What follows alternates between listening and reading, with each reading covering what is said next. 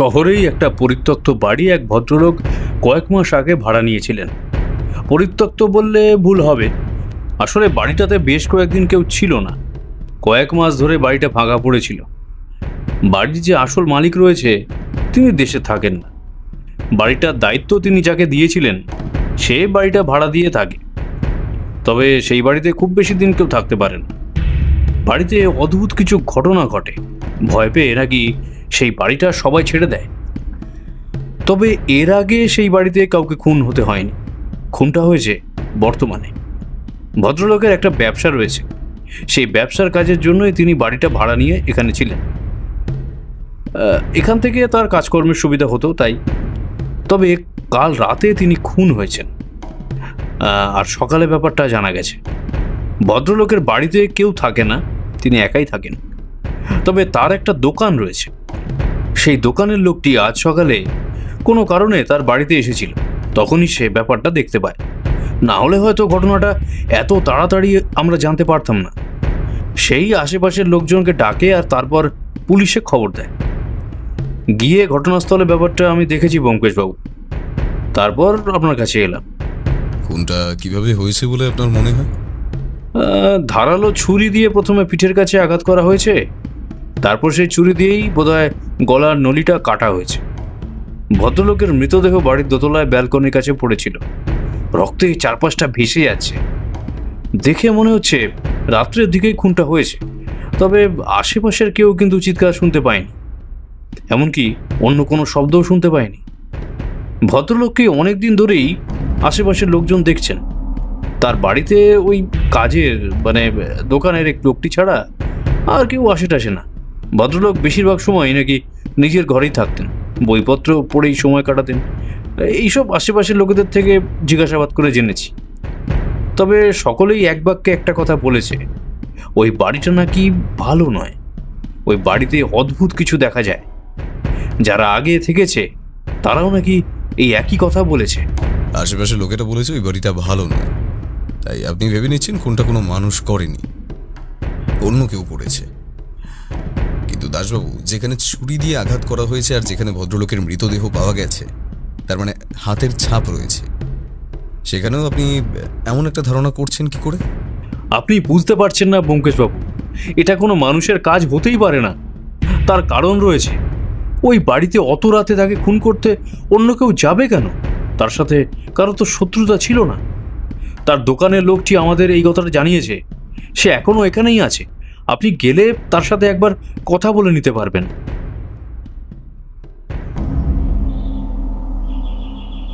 আমি অনেকক্ষণ ধরেই ব্যোমকেশ আর দাসবাবুর কথাবার্তা শুনছিলাম, তবে নিজে কিছুই বলছিলাম না। আমি গোটা ব্যাপারটা শুনে বোঝার চেষ্টা করছিলাম আসলে কি হয়েছে। ব্যোমকেশ আর আমি ব্যোমকেশের ঘরে বসে রয়েছি। ব্যোমকেশ তার ইজি চেয়ারে বসে দুটো চোখ বন্ধ করে সিলিংয়ের দিকে মাথা তুলে রয়েছে, তার দুটো হাত মাথার পেছনের দিকে। বোঝাই যায় সে খুব মন দিয়ে কিছু ভেবে চলেছে, অথবা ব্যাপারটা বুঝতে চাইছে। সে খুব মন দিয়ে ভাবছে। ব্যোমকেশ মাঝে মাঝে এমনটা করে, সে খুব মন দিয়ে ভাবছে এমনটা দেখায়, তবে সেটা বোঝার কিন্তু কোনো উপায় নেই।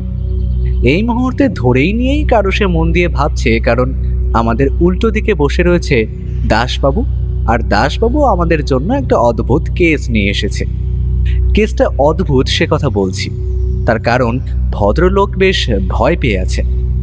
ভদ্রলোকের মনেরও হয়েছে এই কেসটায় যে খুনি রয়েছে সে আসলে কোনো মানুষ নয়, না কোনো পশুও নয়। তবে দাসবাবুর কথায় যিনি খুন করেছেন তিনি হলেন ব্যোমকেশবাবু। আপনি তো এসব বিশ্বাস করেন না, তবে ছোটবেলায় আমিও কিন্তু এসব অনেক শুনেছি। ওই রাতের বেলা যারা ঘুরে বেড়ায়, বুঝতেই পারছেন আমি কাদের কথা বলছি। ব্যোমকেশ মুখটা একটু গম্ভীর করে আরো গম্ভীর গলায় বলল, কাদের কথা বলছেন দাসবাবু? একটু খোলসা করে বলুন, না হলে তো আমি কিছুই বুঝতে পারছি না। সত্যি বুঝতে পারছেন না? দেখুন, এই ভর দুপুরে ওসব বলতে নেই, তবুও বলি, আমার মনে হয় যে খুন করেছে সে কোনো মানুষ নয়, সে কোনো অশরীরী আত্মা। দাসবাবুর কথায় ব্যোমকেশ হা হা করে হেসে উঠল।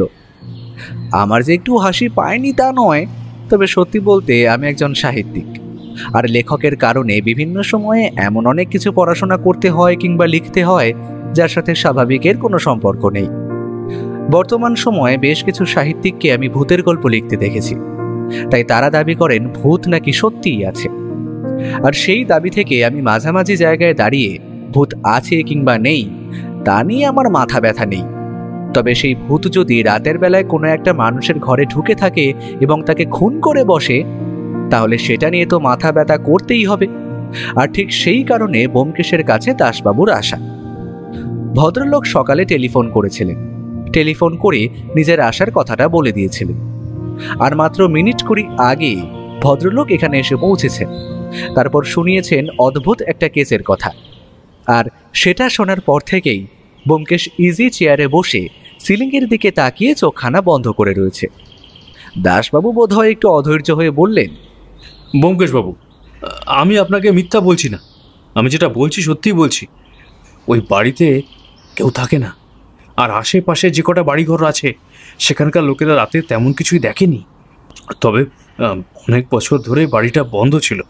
ওই ভদ্রলোক সম্প্রতি বাড়িটা ভাড়া নিয়ে এসেছেন। আপনিই বলুন, ওই ভদ্রলোক তো এখানকার নয়, এখানে নতুন এসেছেন। তার সাথে কার এমন শত্রুতা থাকতে পারে যে তাকে ফোন করবে? আর ওই বাড়িতে ব্যালকনিতে নাকি রাতের বেলায় কাউকে হেঁটে চলে বেড়াতে দেখা যায়।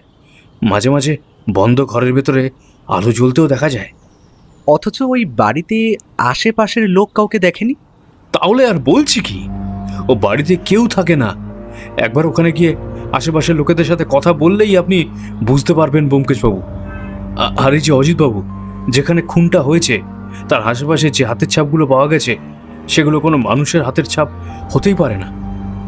এতক্ষণ পরে ব্যোমকেশ চোখ খুলে আমাদের দিকে তাকিয়ে একটা দীর্ঘশ্বাস ছেড়ে বলল, আপনার কথায় ধরে নিচ্ছি যে ফোনটা কোনো মানুষ করেনি, আপনার ওই কোনো অশরীরী আত্মা করেছে। কিন্তু তাহলে তো তারও তো একটা মোটিভ থাকা দরকার। অকারণে সে কাউকে খুন করতে যাবে কেন? মোটিভ তো রয়েছে, ওই বাড়িতে এরকমটা থাকতে এসেছিল, সেটাই মোটিভ। এসব অশরীরী আত্মারা নিজেদের জায়গায় অন্য কাউকে দেখতে পারে না ব্যোমকেশবাবু, বড্ড হিংসা করে।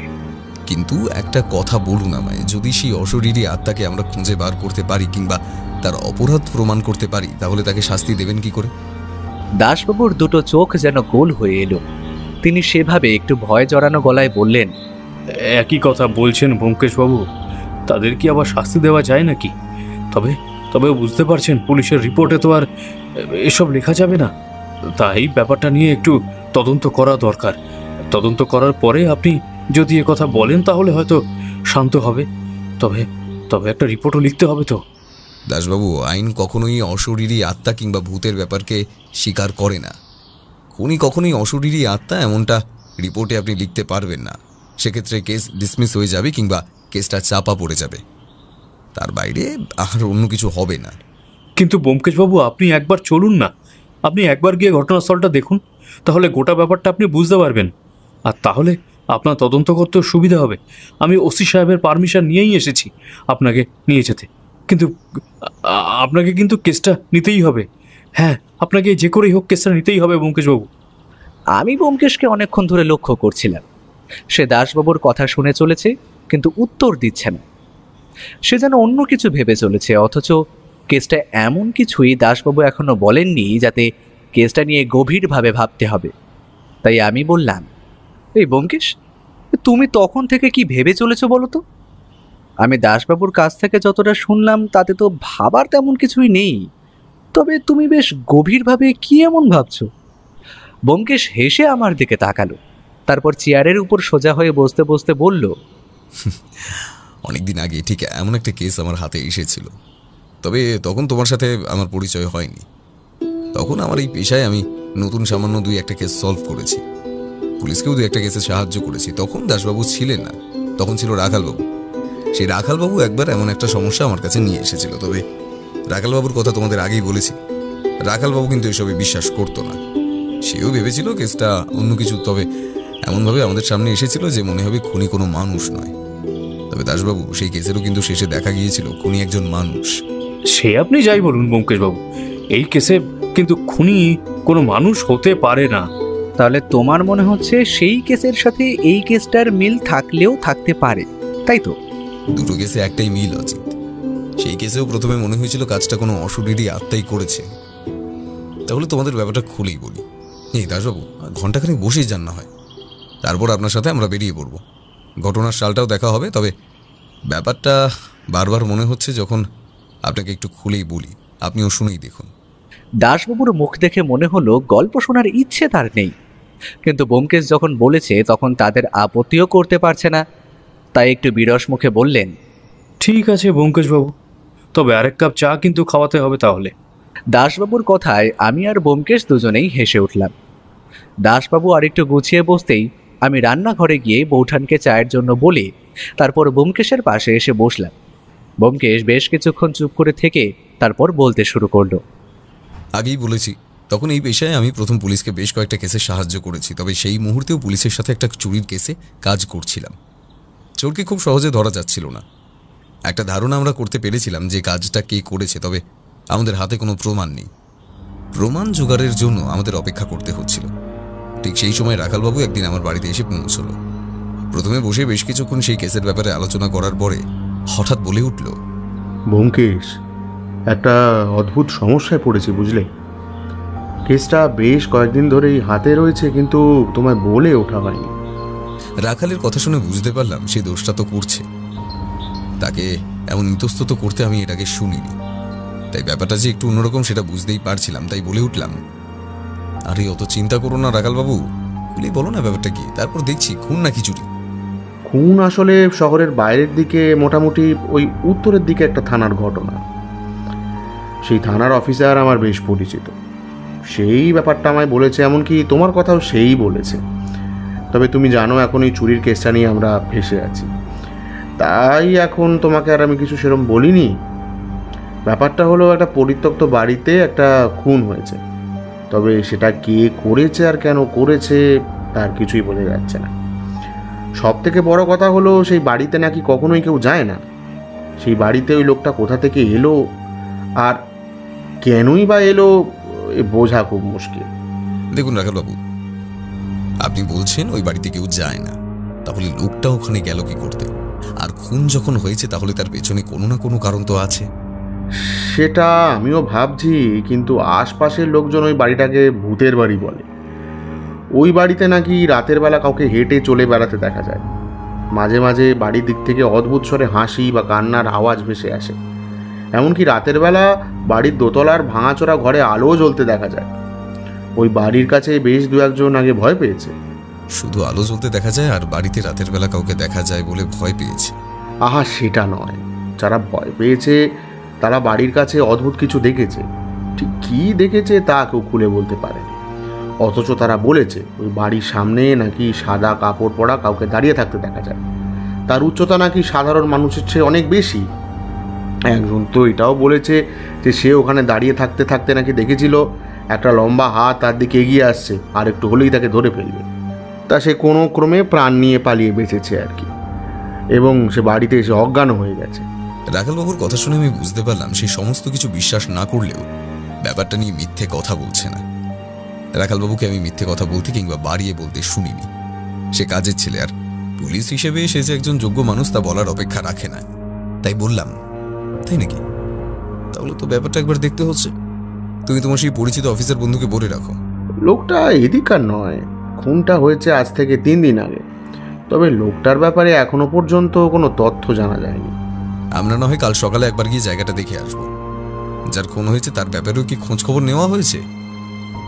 তাহলে লোকটার ব্যাপারে খোঁজ নিতে বলে দিন।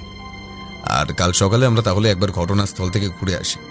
তারপর না হয় বোঝা যাবে কাজটা কে করেছে, মানুষ না অন্য কিছু। পরদিন সকালে রাখালবাবুর সাথে সেই বাড়িটার কাছে গেলাম। সময় লেগেছিল, কারণ রাখালবাবুর সাথে বেরিয়ে প্রথমে যেতে হলো সেই অফিসারের থানায়। তাদের সেখান থেকে পুলিশের জিপে করে আমরা গিয়েছিলাম ঘটনাস্থলে। জায়গাটা দেখি কিন্তু একটু কেমন লাগবে, কারণ আশেপাশে ঘর বাড়ি নেই। সেই বাড়িটা যে রীতিমতো ভাঙাচোরা আর পরিত্যক্ত তা বাইরে থেকেই বোঝা যায়। চারপাশে জঙ্গল গজিয়ে উঠেছে। বাড়ির মধ্যেও এখানে ওখানে দেওয়ালের গায়ে শ্যাওলা আর বটগাছ গজিয়েছে। দিনের বেলাতেও সেই ঘরের ভেতরে যে অন্ধকার থাকে তা বোঝা যায়। তাছাড়া আশেপাশে পায়রা বাসা করেছে। আমরা 3 জন যখন বাড়ির বাউন্ডারির মধ্যে ঢুকলাম তখন দুপুর। হাঁটতে হাঁটতে বাড়ির একতলার সিঁড়ি দিয়ে উঠে বুঝতে পারলাম চারপাশে ধুলো জমে আছে দেওয়ালে। এখন ওখানে ভাঙা, এমনকি ছেলেটা বিপজ্জনকভাবে ভেঙে রয়েছে। যখন তখন এই সিঁড়ি ভেঙে পড়তে পারে। বাড়িটা বেশ পুরনো, বাড়ির থাম, সিলিং, এমনকি গাঁথুনি দেখলে তা বোঝা যায়। আমরা কোনো রকমের সিঁড়ি দিয়ে উপরে উঠে ব্যালকনির কাছে এসে দাঁড়ালাম। তারপর রাখাল বলল, ওই ঘরে মৃতদেহটা পাওয়া গিয়েছিল, তবে মৃতদেহের সাথে আর কিছু ছিল না? রাতের বেলা লোকটাই বাড়িতে এলো, অথচ তার সাথে কিছুই ছিল না। ব্যাপারটা কেমন অস্বাভাবিক বলে মনে হচ্ছে না? আমাদের সাথে যে অফিসার ছিলেন তিনি ততক্ষণ পর্যন্ত চুপ করেছিলেন, কিন্তু এবার বললেন, ব্যোমকেশ বাবু, খুনটা কোনো মানুষে করেনি।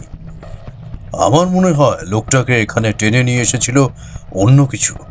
তার কথা শুনে আমি কিছু বলার আগেই রাখাল বলে উঠল, তোমার যত বাজে বাজে কথা! যদি মানুষ ছাড়া অন্য কেউ খুন করবে তাহলে ছুরি ব্যবহার করলো কেন? তোমাদের ওই ভূত প্রেত, এদের তো আর মানুষ মারতে ছুরি লাগে না।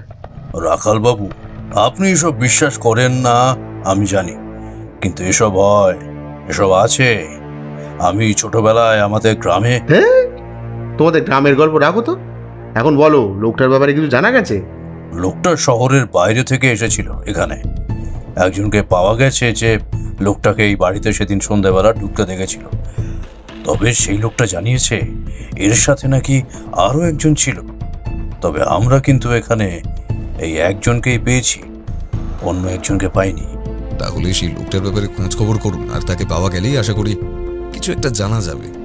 আর লোকটা কেন এখানে এসেছিল সে ব্যাপারে কিছু বোঝা গেছে? না, কিন্তু ব্যোমকেশবাবু, এখানে রাতের বেলা কেউ যে আসে না। এই লোকটা কেন এসেছিল সেটাই তো আমরা বুঝতে পারছি না। কোনো একটা কারণ তো আছে। কোনো একটা কারণ নেই এখানে লোকটা এসেছিল, না হলে শহরের বাইরে থেকে একজন এসে ঠিক এই বাড়িটাতেই উঠবে কেন? তবে কোনটা কেন হলো সেটাই বুঝতে পারছি না।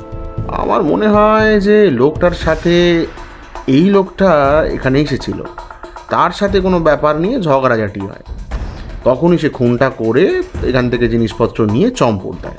না রাখালবাবু, আপনি ভুলে যাচ্ছেন। ওদের দুজনকে এখানে ঢুকতে অনেকেই দেখেছে, আর তারপরেও খুনটা করার মতো সাহস করবে না। সেক্ষেত্রে ধরা পড়ে যাওয়ার সম্ভাবনা রয়েছে।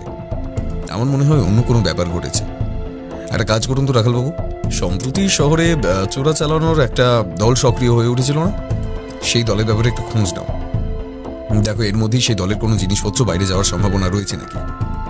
আর সম্প্রতি কোনো... আচ্ছা, রাখালকে কথাগুলো বলতে বলতেই হঠাৎ করে একটা কথা আমার মনে পড়ে গেল। আমরা যে কেসটার তদন্ত করে চলেছিলাম, আসলে সেই চুরির ব্যাপারে এই কেসে একটা অস্ত্র, পাথরের মূর্তি একটা বাড়ি থেকে চুরি গেছে। সন্দেহ করা হচ্ছিল বাড়ির কাজের লোকটি এটা করেছে, কিন্তু তার বাড়ি কিংবা যে বাড়ি থেকে চুরি হয়েছে সেই গোটা বাড়িটা তল্লাশি করে কিছুই পাওয়া যায়নি। এখন আমার হঠাৎ করেই মনে হলো সেই চুরির সাথে এই লোকটার খুনের কোনো একটা সম্পর্ক থাকলেও থাকতে পারে। তাই রাখালবাবুকে এই বাড়িটার উপর নজর রাখার ব্যবস্থা করতে আর সেই অফিসারটিকে ওই লোকটার ব্যাপারে আরও খোঁজ খবর নিতে বলে সেদিনের মতো আমরা সেখান থেকে চলে গেলাম। পরদিন সকাল থেকে কিন্তু আগের সেই চুরিটার ব্যাপারেই তদন্ত করতে শুরু করলাম। আমার মনে হচ্ছিল কাজের লোকটি কোনোভাবে জিনিসটা বাইরে কোথাও পাচার করে দিয়েছে, তাই তার উপর নজর রাখার দরকার। তবে সরাসরি তার উপর নজর রাখলে সে সাবধান হয়ে যাবে, তাই সাদা পোশাকের পুলিশকে তার বাড়ির উপর নজর রাখতে বলেছিলাম। তখনও পর্যন্ত কিছু জানা না গেলেও আমার কেমন যেন সন্দেহ হয়েছিল খুব তাড়াতাড়ি কিছু একটা জানা যাবে। আর ঠিক তখনই শহরের বুকে আরও একটা চুরি হয়ে গেল। এবারও চুরি হয়ে গেছে শহরের একটা বিত্তবান ভদ্রলোকের বাড়ি থেকে তাদের একটা পেতলের মূর্তি। আগে চলে গেছিল অষ্টধাতুর একটা মূর্তি, আর এবার চলে গেছে পেতলের মূর্তি। এই দুটো ব্যাপারের মধ্যে কোনো একটা সম্পর্ক যে রয়েছে সেটা বোঝা যাচ্ছিল। তবে এক্ষেত্রেও বাড়ির কাজের লোকটিকে আমরা সন্দেহ করে তদন্ত এগিয়ে নিয়ে যেতে শুরু করলাম। এভাবেই প্রায় সপ্তাহখানেক কেটে গেল। এর মধ্যে আবার একদিন রাখালবাবু আমার বাড়িতে এসে পৌঁছলো।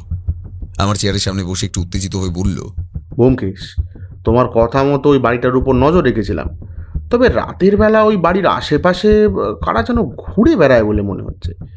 তবে বাড়ির ভেতরে কেউ ঢোকেনি।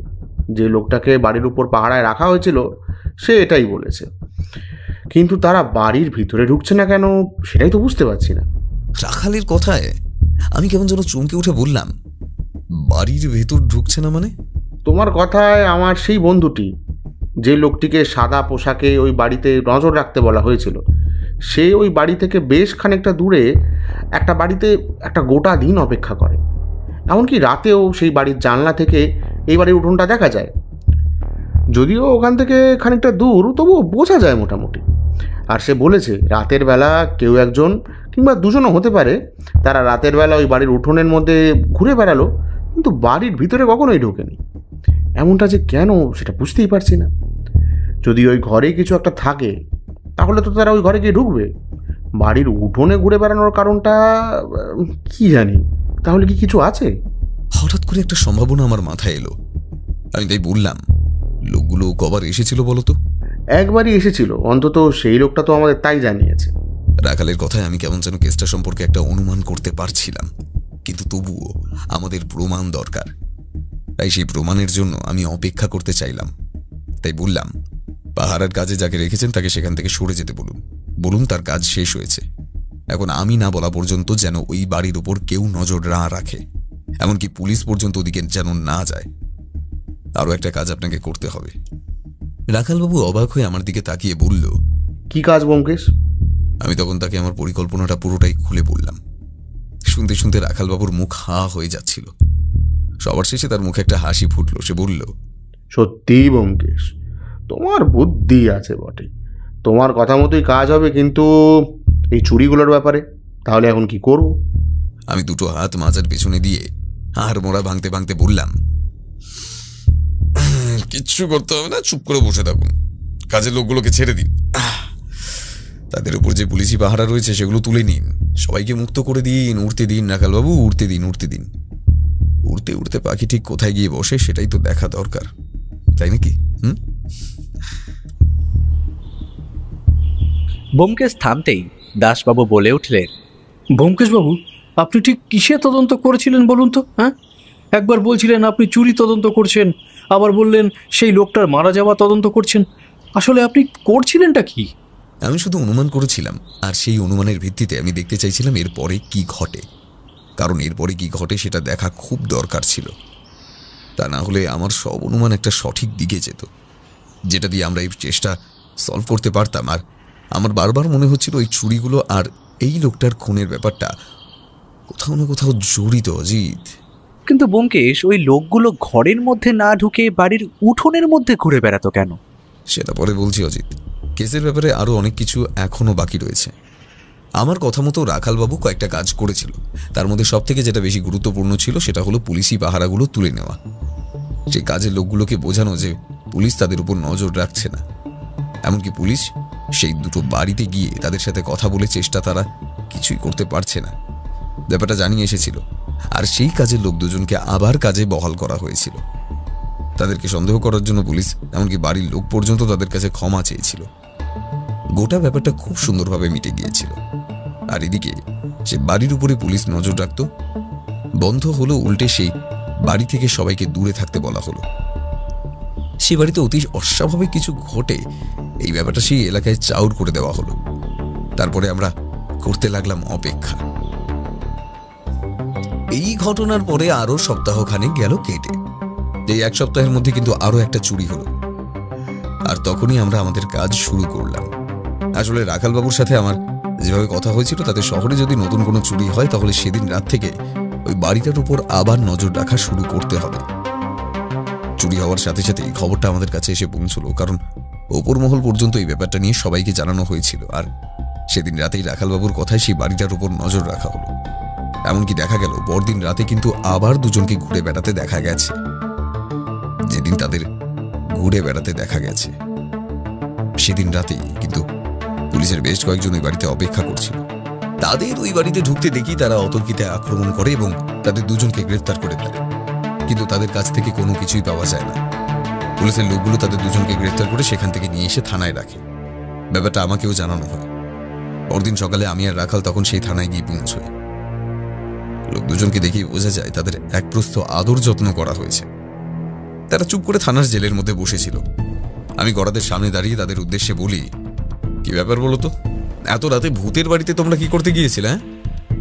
আমার কথায় তারা কোনো উত্তর করে না। একবার নিজেদের মধ্যে মুখ চাওয়াচাওয়ি করে, তারপর চুপ করে বসে থাকে। আমি আর একটু অপেক্ষা করতে রাখালবাবু বলে ওঠেন, চুপ করে থেকে কোনো লাভ নেই। কথা কি করে বার করতে হয় সেটা আমি ভালো করেই জানি। এখনই ভালোই ভালোই বল, নইলে কিন্তু। রাখালবাবু করছেন কি? এভাবে নয়, বিচারা তো এমনিতেই ভয় পেয়ে রয়েছে। রাতের বেলা ভূতের বাড়িতে গিয়েছিল, তারপর এখন থানায় বসে রয়েছে। আর ওদের সাথে একটু ভালোভাবে কথা বলুন। দেখো, তোমাদের এখনো বলি, তোমরা যা জানো তা বলে দাও, নাহলে নাহলে যদি রাখালবাবু ব্যাপারটা দেখে তাহলে কিন্তু। রাখালবাবুর দিকে একবার তাকিয়ে লোক দুটো যেন নিজেদের মধ্যে ইশারে কি একটা কথা বলে নিল, তারপর চুপ করে বসে রইল। আমি বুঝতে পারছিলাম তারা এভাবে কিছুই বলবে না, তাই রাখালবাবুকে সেখান থেকে সরিয়ে এনে সেই অফিসারের কাছে বসালাম। তারপর বললাম, দেখুন রাখালবাবু, ওদের কাছে কিন্তু তেমন কিছুই পাওয়া যায়নি, তাই আমাদের হাতে ওদের অপরাধী প্রমাণ করার কোনো সূত্র নেই। আমার মনে হয়েছিল ওদের কাছে সেই মূর্তিটা পাওয়া যাবে, যেটা পরশু শহর থেকে চুরি হয়েছে, কিন্তু মূর্তিটা তাহলে গেল কোথায়? আমার মনে হয় ওই বাড়িতেই কোথাও মূর্তিটা লুকিয়ে রাখা হয়েছে। দেখুন, আগের বার যখন চুরি হলো তারপরে ওই বাড়িতে রাতের বেলায় এই দুজনকে দেখা গেছে। আবার দুদিন আগে মূর্তি চুরি হলো, আবার ওদেরকে ওই বাড়িতে দেখা গেল রাতের বেলায়। কোথাও না কোথাও তো একটা সম্পর্ক অবশ্যই আছে। আর যে লোকটি ওই বাড়িতে মারা গিয়েছিল তার ব্যাপারে আমরা খোঁজ খবর নিয়েছি। এ শহরের না হলেও লোকটা কিন্তু একটা চক্রের সাথে জড়িত। যতদূর মনে হয় চোরাচালানের চুরির সাথে চক্রটা রয়েছে, তার সাথেই লোকটা জড়িত রয়েছে। আমি নিজেও এমন একটাই ধারণা করেছিলাম, কিন্তু মূর্তিগুলো যে খুঁজে পাওয়া দরকার, এদের দুজনকে দেখে মনে হচ্ছে এরাই দাগি আসামি। এদের মুখ এভাবে খোলানো যাবে না। ওরা জানে মুখ না খুললে ওদেরকে আমরা শাস্তি দিতে পারবো না। সামান্য সন্দেহের বশে ওদের দুদিন আটকে রাখা যাবে, কিন্তু ওদের বিরুদ্ধে কোনো কেস প্রমাণ করা যাবে না। রাখালবাবু, আপনি আপনি কি ভাবছেন? ব্যোমকেশবাবু, এই বাড়িটার ভিতরে তো আমরা খুঁজে দেখেছি, ওই বাড়ির কোনো ঘরেই তেমন কিছু নেই। আর আপনারও হয়তো মনে আছে যে ঘরে মৃতদেহ পাওয়া গিয়েছিল সেই ঘরেই কিছু পাওয়া যায়নি। তাহলে মূর্তিগুলো যদি থাকে তাহলে সেগুলো কোথায় গেল? যে তিনটি বাড়িতে মূর্তি চুরি হয়েছে সেই তিনটি বাড়ির কাজের লোকেদের উপর নতুন করে নজর রাখা শুরু করতে হবে। তারা কোথায় যায়, কাদের সাথে দেখা করে, কাদের সাথে কথা বলে, সমস্ত কিছুই জানতে হবে। আরও একটা ব্যাপার খোঁজ দিতে হবে, সম্প্রতি তাদের হাতে কিছু টাকা এসেছে কিনা। আমার মনে হয় তারা যদি এর সঙ্গে জড়িত থাকে তাহলে তাদের কিন্তু একটা বড় টাকা পাওয়ার কথা। তাহলে ব্যোমকেশবাবু, এখন আমরা কি করব? যেটা বললাম সেটাই করুন। আমি আর রাখালবাবু না হয় ওই বাড়িতে আরও একবার যাচ্ছি। বাড়িটা ভালো করে খুঁজে দেখা দরকার, তারপর কিছু একটা সিদ্ধান্ত নেওয়া যাবে।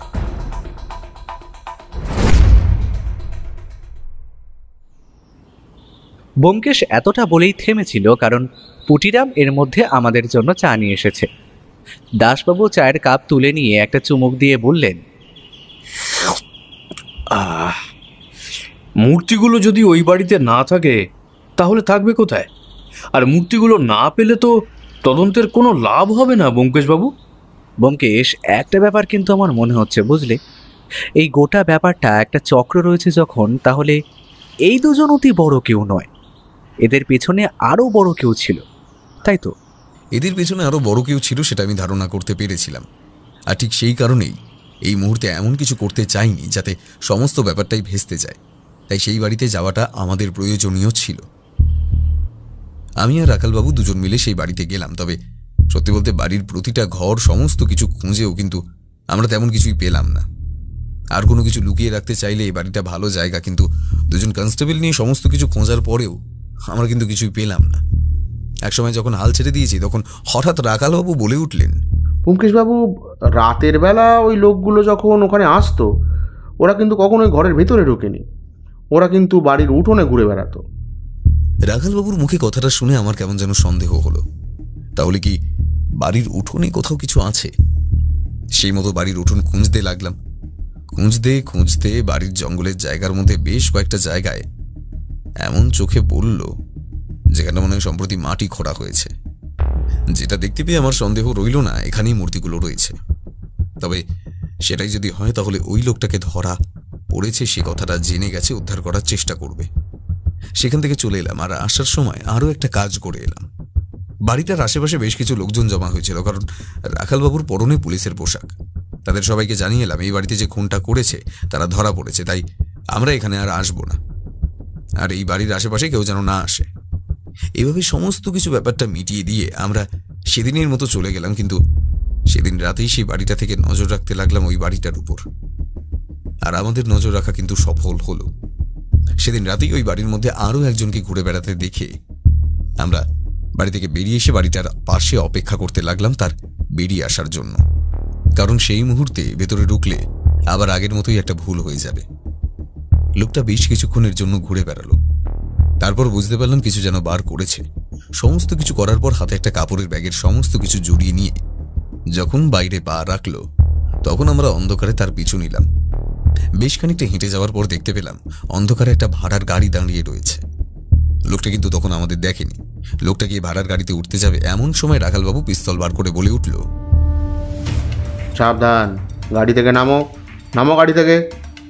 লোকটা গাড়িতে উঠে পড়েছিল এমন একটা ব্যাপারের আকর্ষিকতায় তার হাত থেকে কাপড়ের ব্যাগটা মাটিতে পড়ে গেল, আর পড়তে ফোন করে আওয়াজ হলো। সামান্য মুহূর্ত পরে গাড়ির দিক থেকে গুলি ছুটে এলো আমাদের দিকে। আমরা কোনো রকমে মাথা নিচু করে একপাশে সরে এলাম। রাখালবাবু গুলি চালালেন, আমার কাছেও পিস্তল ছিল, আমিও গুলি চালালাম। বেশ কিছুক্ষণের মধ্যেই ওদের একজনের গুলি লেগেছে বলে মনে হলো, কারণ একটা চিৎকার শোনা গেল, আর তার সাথে সাথেই গাড়িটা চলতে শুরু করলো। আমি আর রাখালবাবু দৌড়ে গেলাম গাড়িটার পিছু পিছু। বেশ খানিকটা এভাবে দৌড়ে যাচ্ছে, কিন্তু তখনও গাড়ির দিক থেকে গুলি চালানো হচ্ছে, তাই আমাদের সাবধানে এগোতে হচ্ছে। অন্ধকারের জন্য আমাদের সামান্য সুবিধা হচ্ছে। একসময় গাড়ির কাছাকাছি পৌঁছে গাড়ির উপরে উঠে পড়ে একজনকে চেপে ধরল রাখালবাবু। আমি তাড়াতাড়ি গাড়ির সামনে গিয়ে গাড়োয়ানকে পিস্তল তুলে গাড়ি থামাতে বললাম। অন্ধকারের সুযোগ নিয়ে একজন গাড়ি থেকে লাফিয়ে নেমে দৌড়ে পালানোর চেষ্টা করছিল। আমি তাকে একবার সাবধান করলাম, কিন্তু সে কথা শুনছে না দেখে আমায় বাধ্য হয়ে গুলি চালাতে হলো। এখানে একটা কথা বলে রাখা দরকার, আমার কাছে রাখালবাবুর কাছে জোরালো টর্চ ছিল। গাড়িটা দাঁড়ানোর পরেই আমরা এক হাতে টর্চ চালিয়েছিলাম। সেই টর্চের আলোয় লোকটার পা লক্ষ্য করে আমি গুলি চালালাম, আর তার পায়ে গুলি লাগতেই সে ধপ করে মাটিতে পড়ে গেল।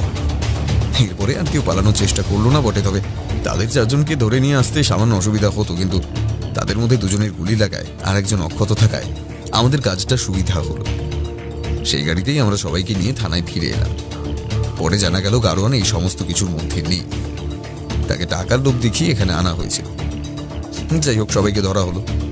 সেদিন রাতেই তাদেরকে নিয়ে থানায় চলে আসলাম। ক্রমে জানা গেল তারা ওই লোক দুটোর সাথেই পরিচিত, আর তাদের গোটা দলের মধ্যে কয়েকজন মাত্র সেখানে রয়েছে, আরো অনেকেই রয়েছে যারা বাইরে। তাদের কাছ থেকে সমস্ত তথ্যই জানা গেল, আর তাদের কথার উপর ভিত্তি করে আরো কয়েকজনকে গ্রেফতার করা হলো। সে 3টে মূর্তি উদ্ধার হলো, এমনকি সেই লোকটাকে কে মেরেছে সেই কথাটা জানা গেল। লোকটা তাদের দলেরই ছিল, তবে সেদিন রাতে মূর্তির দাম নিয়ে কোনো ঝামেলা হয়, তাদের মধ্যে একজন তাকে খুন করে, আর তারপর তার টাকা পয়সা এমনকি সমস্ত কিছু নিয়ে সেখান থেকে পালিয়ে যায়। সেখানে তদন্ত করতে গিয়ে সকলে ভেবেছিল এই কাজ কোনো মানুষের নয়, সেই কাজটা যে আসলে মানুষের সেটা প্রমাণিত হয়ে গেল। রাখালবাবুর বন্ধু সেই অফিসারটি আমায় বলেছিলেন, ব্যোমকেশ বাবু, সত্যি আপনি গোয়েন্দা মানুষ। আমি তো ভেবেছিলাম এই কাজ মানুষের নয়। আপনি প্রমাণ করে দিলেন এই কাজটা মানুষের। কিন্তু আপনি কিভাবে সন্দেহ করেছিলেন, হ্যাঁ, যে ওই চুরিগুলো আর এই খুনের ব্যাপারটা একসাথে জড়িয়ে রয়েছে? দেখুন, আমি গোয়েন্দা নই, আমি সামান্য সত্যান্বেষী মাত্র। তবে হ্যাঁ, চুরিগুলোর সাথে যে খুনের সম্পর্ক রয়েছে সেটা আমি প্রথমে বুঝতে পারিনি, পরে মনে হয়েছিল, কারণ ওই বাড়িতে যে কিছু একটা ছিল সেটা আমি বুঝতে পারছিলাম, অথচ ওই লোকটার মৃত্যুর পর সেটা নেই। তার মানে দামি কিছু একটা হবে সেটা সরিয়ে ফেলা হয়েছে, অথচ সেদিন রাতে সেখান থেকে সেটা সরানো হয়নি বলে আমার অনুমান হচ্ছিল। তারপর শহরে পরপর 2টো চুরি আরও মূর্তি উধাও হওয়ার পরে আমার সন্দেহ হলো ওই বাড়িতেই মূর্তিগুলো রয়েছে, কিন্তু কোথায় সেটা বুঝতে পারছিলাম না। তারপরে লোকগুলো রাতের বেলা ওখানে ঘোরাফেরা করা দেখে আমার অনুমান হয় ওই বাড়ির কোথাও মূর্তিগুলো লুকিয়ে রাখা হয়েছে। সেই সময় সুযোগ বুঝে সরিয়ে ফেলা হবে, কারণ ওই বাড়িটার মতো আর অন্য কোনো জায়গা পাওয়া যাবে না যেখানে মূর্তিগুলো লুকিয়ে রাখা যায়। ওখানে মানুষ ভূতের ভয় কখনোই যাবে না। তাই পুলিশি পাহারা তুলে দিয়ে আরেকটা চুরির জন্য অপেক্ষা করছিলাম। অপরাধীরা ভেবেছিল আমরা কেসটা ছেড়ে দিয়েছি, তাই তারা আরও একটা চুরি করা এবং তারপরেই ধরা পড়ে যায়। তবে অপরাধীরা সাথে সাথে সেই 3জন কাজের লোককেও কিন্তু শাস্তি দিতে হবে। তারা টাকার জন্য চুরি করতে সাহায্য করেছিল কিংবা চুরি করেছিল। হ্যাঁ, অবশ্যই ব্যোমকেশবাবু। অপরাধ করা আর অপরাধীকে সাহায্য করা তো দুটোই যে সমান অপরাধ। যাকে একসাথে তাহলে 2টো সমাধান হলো, একটা চুরির আর একটা খুনের। ব্যোমকেশবাবু, সেদিন যদি আপনাকে ওই খুনের ব্যাপারটা না বলতাম তাহলে হয়তো কেসটা এত সহজে সমাধান হতো না, তাই না? আমি হেসে উঠেছিলাম। রাখালবাবুকে তেমন কিছুই বলিনি। ব্যোমকেশ কথা শেষ করে চুপ করতেই দাসবাবু বললেন, একটা কথা বলবো? আচ্ছা, আপনি কি করে সন্দেহ করেছিলেন যে ওই চুরিগুলোর পেছনে কাজের লোকের হাত রয়েছে? কাজের লোকগুলোর উপর থেকে পুলিশি পাহারা তুলে নিল, তাদের ব্যাপারে খোঁজ খবর আমি চালিয়ে চলেছিলাম। আর সেই খোঁজ খবর নিতে গিয়ে জানা গিয়েছিল চুরিটা হওয়ার পর কাজ থেকে তাদের ছাড়িয়ে দিল। তারা কিন্তু নতুন কাজের কোনো চেষ্টা করেনি। এর একটাই কারণ হতে পারে, তাদের হাতে বেশ কিছু টাকা এসেছিল এবং তারা এমন কোনো কাজের সাথে জড়িত হয়েছিল যে কাজে তারা নতুন করে টাকা পাচ্ছে। তাই নতুন করে কাজ খোঁজার তাদের প্রয়োজন নেই। আর ওই চুরিতে থাকার জন্য তারা যে বেশ কিছু টাকা পেয়েছিল সেই খবরটা আমরা পরে জানতে পেরেছিলাম। আর সেই সময় তারা যাদের সঙ্গে দেখা সাক্ষাৎ করছিল সে ব্যাপারটাও আমাদের নজরে ছিল। এভাবে খবর করতে গিয়ে দেখা যায় 3 জন কাজের লোক যার সাথে দেখা করছে, মাঝে মাঝে সেই লোকটি একজন। তবে তখন আমরা শুধু খবর জোগাড় করছিলাম, কোনো পদক্ষেপ নিচ্ছিলাম না। তুমি রাখাল বাবুকে দিয়ে ওই এলাকায় কেন প্রচার করে দিয়েছিলে যে ওই বাড়িতে ভূত থাকে? ব্যাপারটা ওই এলাকার মানুষদের জানানো প্রয়োজন ছিল, কারণ যে অপরাধীরা ওই বাড়িতে আস্তানা গেড়েছে কিংবা মূর্তি লুকিয়ে রাখছে তারা সেই ব্যাপারটা চাইতো। তারা চাইতো সবাই যেন জানে ওই বাড়িতে ভূত রয়েছে, তাহলে আশেপাশের লোকজন ওই বাড়ি থেকে দূরে থাকবে। আর তারা নিশ্চয়ই আশেপাশের লোকজনদের সাথে সরাসরি না হলেও পরোক্ষভাবে কথাবার্তা বলতো, আর তাতে তারা ওই বাড়ির ব্যাপারে খোঁজ খবর নিত। তাই আমি চেয়েছিলাম তারা যেন তাদের ইচ্ছে সম্পূর্ণ হয়েছে এমনটা মনে করে। ওই বাড়িতে যে ভূত রয়েছে সেটা পুলিশও মেনে নিয়েছে, তাতে তারা একটু অসাবধান হয়ে যাবে, আর সেটাই হয়েছিল। সেই সুযোগটাই আমি কাজে লাগিয়েছি। কিন্তু ব্যোমকেশবাবু, আজ যে কেসটা আমি নিয়ে এসেছি সেটাই কিন্তু এমন কিছু নেই। আর ওই লোকটা সম্প্রতি ওই বাড়িটা ভাড়া নিয়ে থাকতে এসেছিল বাইরে থেকে, অন্য কোনো মতলবে এসে পড়া নয়। সেক্ষেত্রে তার মৃত্যু হওয়ার সাথে কিন্তু অন্য কোনো কিছু সম্পর্ক থাকতে পারে না। কি থাকতে পারে আর কি না থাকতে পারে সেটা তো ঘটনাস্থলে গিয়ে দেখা যাবে। তবে আগে কেসের ব্যাপারে আরো একটা কথা বলা দরকার, সেটা এখনো বলিনি। এই কথা শুনে দাসবাবু আর আমি উৎসাহী চোখে ব্যোমকেশের দিকে তাকিয়ে রইলাম। ব্যোমকেশ বেশ কিছুক্ষণ মুখের সামনে দুটো হাত রেখে চুপ করে বসে রইল। তারপরে বলল, বাড়িটার বাগানে কিন্তু শুধু সেই মূর্তিগুলো ছিল না। আমরা পরে সেই বাড়িটার উঠোনে বিভিন্ন জায়গায় খোঁড়াখুড়ি করে দেখেছিলাম, সেখান থেকে এমন অনেক কিছু বেরিয়ে এসেছিল যেগুলো চোরা চালান করা হতো। তার মধ্যে বেআইনি অস্ত্র, এমনকি নেশার দ্রব্য ছিল।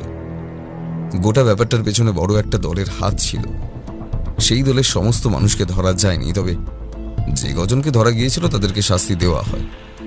তবে এসব ক্ষেত্রে শাস্তি বলতে মৃত্যুদণ্ড দেওয়া যায় না, তাদেরকে বেশ কয়েক বছর জেলে আটকে রাখা হয়। তবে সে ব্যাপারটা অনেক বছর আগে হয়ে গেছে। দাসবাবুর কাছ থেকে কেসটার ব্যাপারে প্রথম তাদের কথাই মনে পড়েছিল। এতদিনে কিন্তু জেল থেকে তাদের বেরিয়ে আসার কথা আমার কেন জানি না মনে হচ্ছে। ব্যোমকেশ কথাটা শেষ করল না, মাঝ পথেই থেমে গেল। তাই দেখে আমি বললাম, তোমার কি মনে হচ্ছে তারাই জেল থেকে বেরিয়ে আবার এমন কাজ শুরু করেছে? কিন্তু এক্ষেত্রে তো চুরি বা অন্য কিছু নেই, শুধুমাত্র একটা খুন হয়েছে। তার সাথে ওদের সম্পর্ক থাকতে পারে? অজিত, আগের কেসে যখন শুধু খুনের কথাটা আমরা জানতে পেরেছিলাম তখনও কিন্তু আমরা ভাবতে পারিনি তার সাথে চুরির আর এত কিছু সম্পর্ক রয়েছে। ঠিক কোন ঘটনা কোথা থেকে কোথায় সম্পর্কিত তা কিন্তু এত সহজে ধরা যায় না। দাসবাবু বোধহয় অধৈর্য হয়ে পড়েছিলেন, তাই একরকম উঠে দাঁড়াতে দাঁড়াতে বললেন, ব্যোমকেশবাবু, অনেকক্ষণ তো হলো, এবার চলুন ওখানে। আমার কনস্টেবলদের রেখে এসেছি, আপনি চলুন। গিয়ে ঘটনাস্থলটা দেখার পরে আমরা মৃতদেহ সেখান থেকে সরিয়ে নিয়ে যাব। আপনি না দেখা পর্যন্ত সে কাজটা আমরা করতে পারছি না তো। বাহ দাসবাবু, এই কাজটি আপনি খুব ভালো করেছেন। মৃতদেহ দেখলে অনেক সময় কে সে অনেক কিছু ধারণা করা যায়। অজিত, তোমার আশা করি এখন কোনো কাজ নেই, তাহলে চলো বেরিয়ে পড়া যাক। আমার আবার এখন কি কাজ? একটু অপেক্ষা করো, পোশাকটা বদলে নি। ব্যোমকেশ আর আমি পোশাক বদলে নিতেই দুজনে মিলে দাসবাবুর সাথে পুলিশের জিপে করে বেরিয়ে পড়লাম। ঘটনাস্থলের উদ্দেশ্যে যেতে যেতে বারবার মনে হচ্ছিল ব্যোমকেশের একটু আগে বলা কেসের ঘটনাগুলো, তাহলে এই কেসের ক্ষেত্রেও কি তেমনই কিছু ঘটবে? একটা আপাত নিরীহ কোনোকে এত বড় একটা চুরি আর একটা গোটা চোরাচালান চক্রের সাথে ব্যোমকেশ যেভাবে মিশিয়ে ফেলে ধরতে পেরেছিল, এই দেশেও কি তেমন বড় কিছু লুকিয়ে আছে নাকি? অতি সামান্য একটা খুনের ঘটনা, যেটাকে দাসবাবুর মতো মানুষের কাজ বলে হতে পারে না, সেটা কি এমনি কোনো মানুষের? আসলে মানুষের চেয়ে বড় অপরাধী আর কেউ হতে পারে বলে তো অন্তত আমার কখনোই মনে হয় না। তবু অপেক্ষা করতে লাগলাম আমাদের জন্য কি অপেক্ষা করছে তা দেখার জন্য।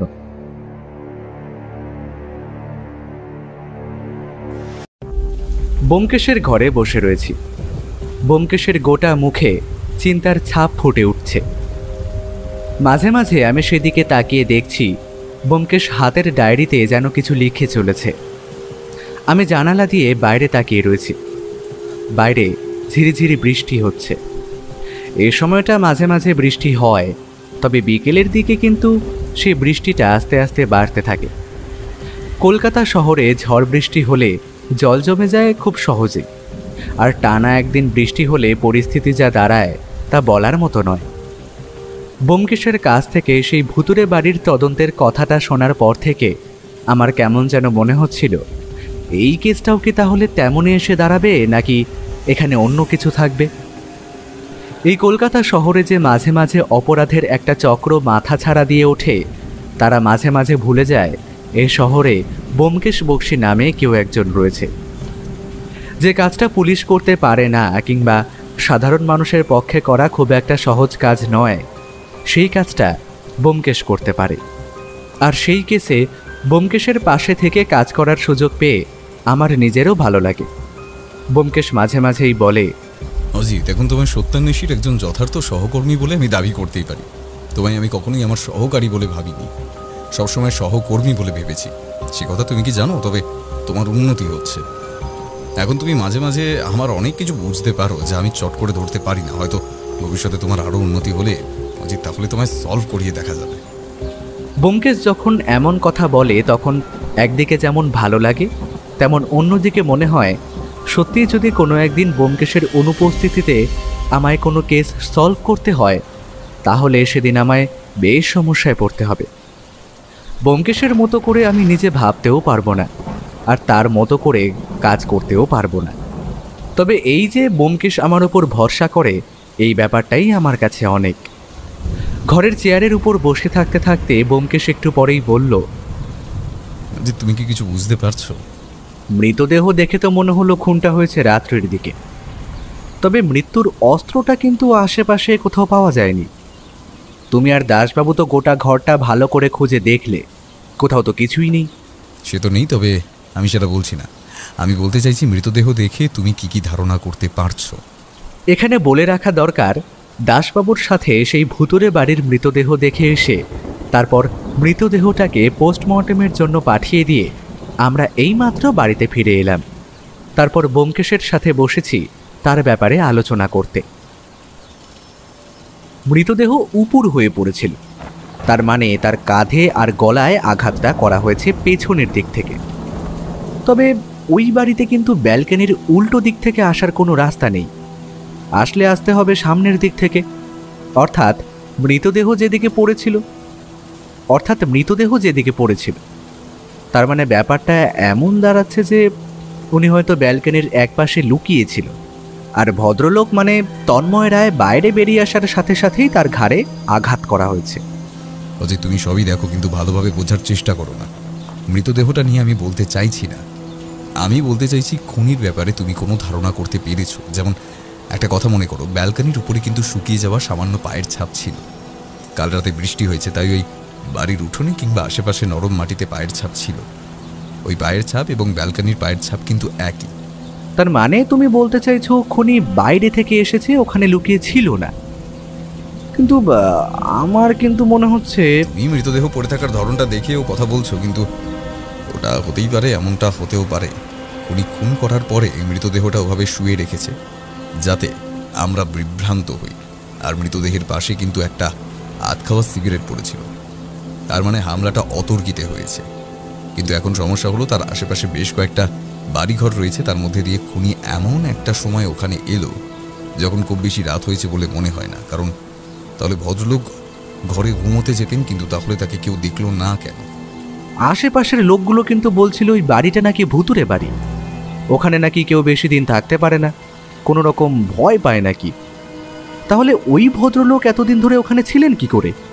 সেটাই তো হলো আমার প্রশ্ন অজিত। ভদ্রলোক নিশ্চয়ই এই বাড়ির ভেতরে ব্যাপারটার কথা জানতেন, তাহলে সেখানে তিনি থাকতে এলেন কেন? আর ওই বাড়িটা তিনি ভাড়া নিলেনই বা কেন? ওই বাড়ির মালিকের সাথে একবার কথা বলা দরকার, তাহলে কিছু একটা জানা যেতে পারে। আর ওই ভদ্রলোকের ব্যাপারেও খোঁজ খবর নিতে হবে। তার ঘর থেকে কিন্তু এমন কিছু পাওয়া যায়নি যা থেকে জানা যায় ওই ভদ্রলোক কি কাজ করেন। আমার মনে হয় তিনি কোনো ব্যবসার সাথে যুক্ত ছিলেন, তবে সে ব্যাপারে কোনো প্রমাণ এখনো পাওয়া যায়নি। আমি একটু ভাবলাম আমরা ওখানে গিয়ে ঠিক কি কি দেখেছি। তারপরে বললাম, একটা কথা আমার মনে পড়ছে ব্যোমকেশ, হয়তো সেটা কেসে কোনো রকম সাহায্য করবে না, তবে তবে ব্যালকনির কয়েকটা জায়গায় বেশ পুরনো হয়ে আসা ইট বাইরে বেরিয়ে এসেছে। সেখানে কিন্তু একটা কাপড়ের টুকরো লেগেছিল বলে মনে হয়েছে, বুঝলে? যতদূর সম্ভব কারো পোশাক থেকে ছিঁড়ে গেছে ওটা। ব্যাপারটা আমিও দেখেছি অজিত, তবে আমি একটা কথা বলো তো, ওই ভূত প্রেতেরা সাদা কাপড় পরে কেন সবসময়? ব্যোমকেশের এই কথাটা শুনে আমি হেসে উঠলাম, কোনো উত্তরই দিতে পারলাম না। একটু পরে ও উঠে গিয়ে টেলিফোনে দাসবাবুর সাথেই বোধহয় কোনো বিষয় নিয়ে কথা বলল। তারপর আবার চেয়ারে এসে বসে সিলিংয়ের দিকে তাকিয়ে চোখ বন্ধ করল। আমি উঠে পড়লাম। আগের কেসের ব্যাপারটা লিখে রাখতে হবে এই কদিনে। বেশ অনেকটা সময় নষ্ট হয়ে গেছে আমার, কাজটা আমায় করে রাখতে হবে। সে কাজে তো আমায় আর কেউ সাহায্য করবে না। এর মাঝে 2 দিন কেটে গেল। ব্যোমকেশ আর দাসবাবু মিলে দুবার কোথায় যেন বেরিয়ে পড়ল।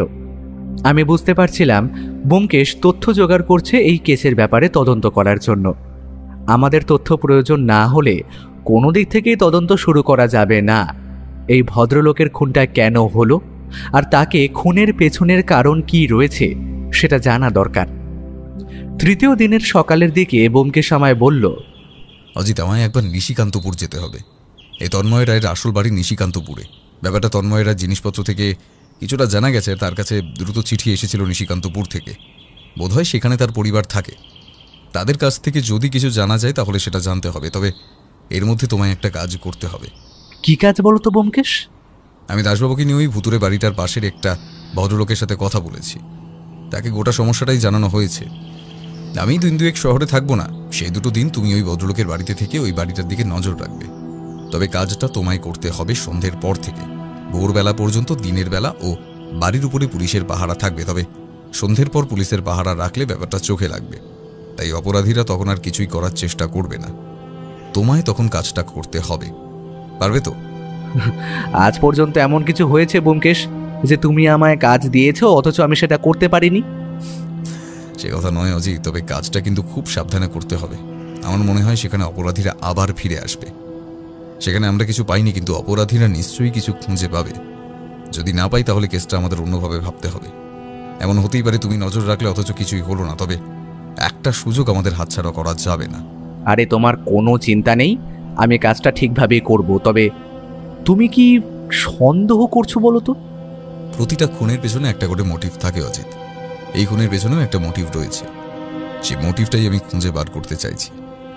তোমার কাজটার উপর অনেক কিছু নির্ভর করছে অজিত। ঠিক সময় বৌঠান আমাদের ঘরে এসে ঢুকলো। তারপরে বলল, কি ব্যাপার বলো তো, তোমরা আবার নিজেদের মধ্যে কি নিয়ে এত সলা পরামর্শ করছো? সত্য, আমি 2 জন্য একবার শহরের বাইরে যেতে হবে, একটা ব্যাপারে খোঁজ নেওয়ার জন্য। পুলিশের কাছে কি আর কেউ নেই যে বারবার তোমাকেই যেতে হয়? তুমি বুঝতে পারছো না সত্য, শহরে একটা খুন হয়েছে। একটা ভুতুরে বাড়িতে এক ভদ্রলোককে খুন করা হয়েছে, তবে সবাই বলছে কাজটা নাকি কোনো মানুষ করেনি। বৌঠান একটু অবাক হয়ে আমাদের সামনের ফাঁকা চেয়ারটায় বসে পড়ল। তারপরে বলল, মানুষ করেনি? মানুষ করেনি মানে তাহলে কে করেছে?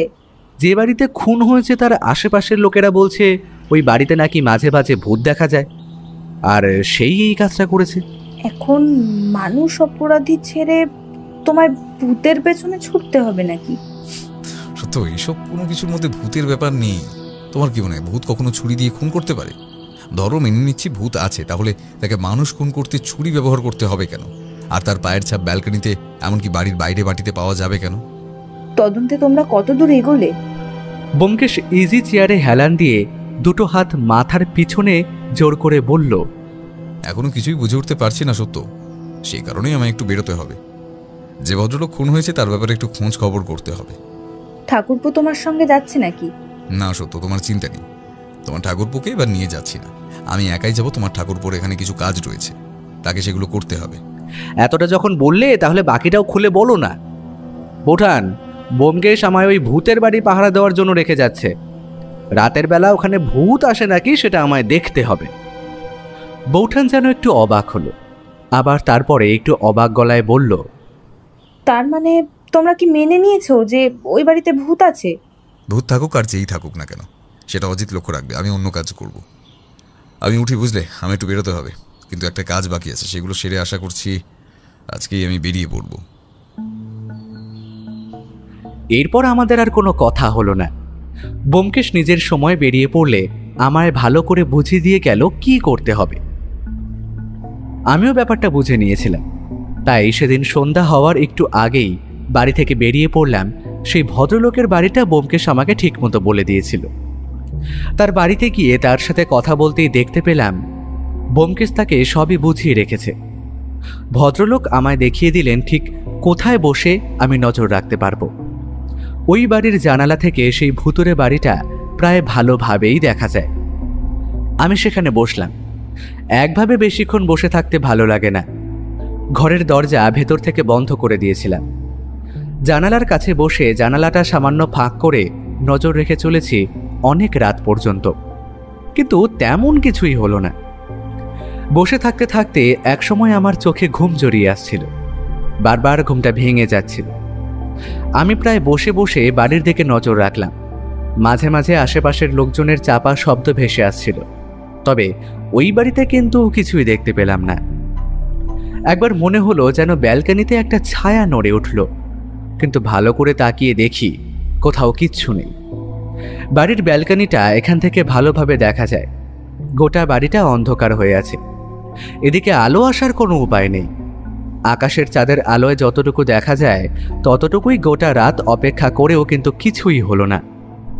ভোরবেলার দিকে আমি সেই বাড়ি থেকে বেরিয়ে পড়লাম। পরদিন সকালে দাসবাবু একবার টেলিফোন করেছিলেন। আমার কাছ থেকে খবর নিতে চাইলেন ওই বাড়িতে আমি কিছু দেখতে পেয়েছি কিনা। তা আমি বললাম, গোটা রাত মশার কামড় ছাড়া আর কিছুই পাইনি দাসবাবু। আসলে বাড়িটার আশেপাশে এমন জঙ্গল রয়েছে যে মশার ভীষণ উপদ্রব। কিন্তু ব্যোমকেশবাবু অনুমান করেছিলেন ওই বাড়িতে কেউ না কেউ আসবে। আপনি তাহলে আজকের রাতটা নজর রেখে দেখুন, আশা করছি কাল সকালেই ব্যোমকেশবাবু এসে পড়বেন। তবে ব্যোমকেশবাবু কিছু খবর পেয়েছেন কিনা সেটা এখনো জানতে পারিনি। আচ্ছা, মৃতদেহ কি পোস্টমর্টেম করা হয়ে গেছে? কিছু জানতে পারলেন? ঘাড়ের উপর আঘাতটাই প্রথমে করা হয়েছে, তবে একটা অনুমান পুলিশের ডাক্তার করতে পারছে যে ঘাড়ের উপর আঘাতটা করার বেশ কিছু সময় পরে কিন্তু গলার নলটা কাটা হয়েছে। মাঝখানে এতটা সময় অপরাধী কেন নষ্ট করলো সেটাই বুঝতে পারছি না। অপরাধী? তার মানে আপনি স্বীকার করে নিচ্ছেন যে কাজটা কোনো মানুষ করেছে?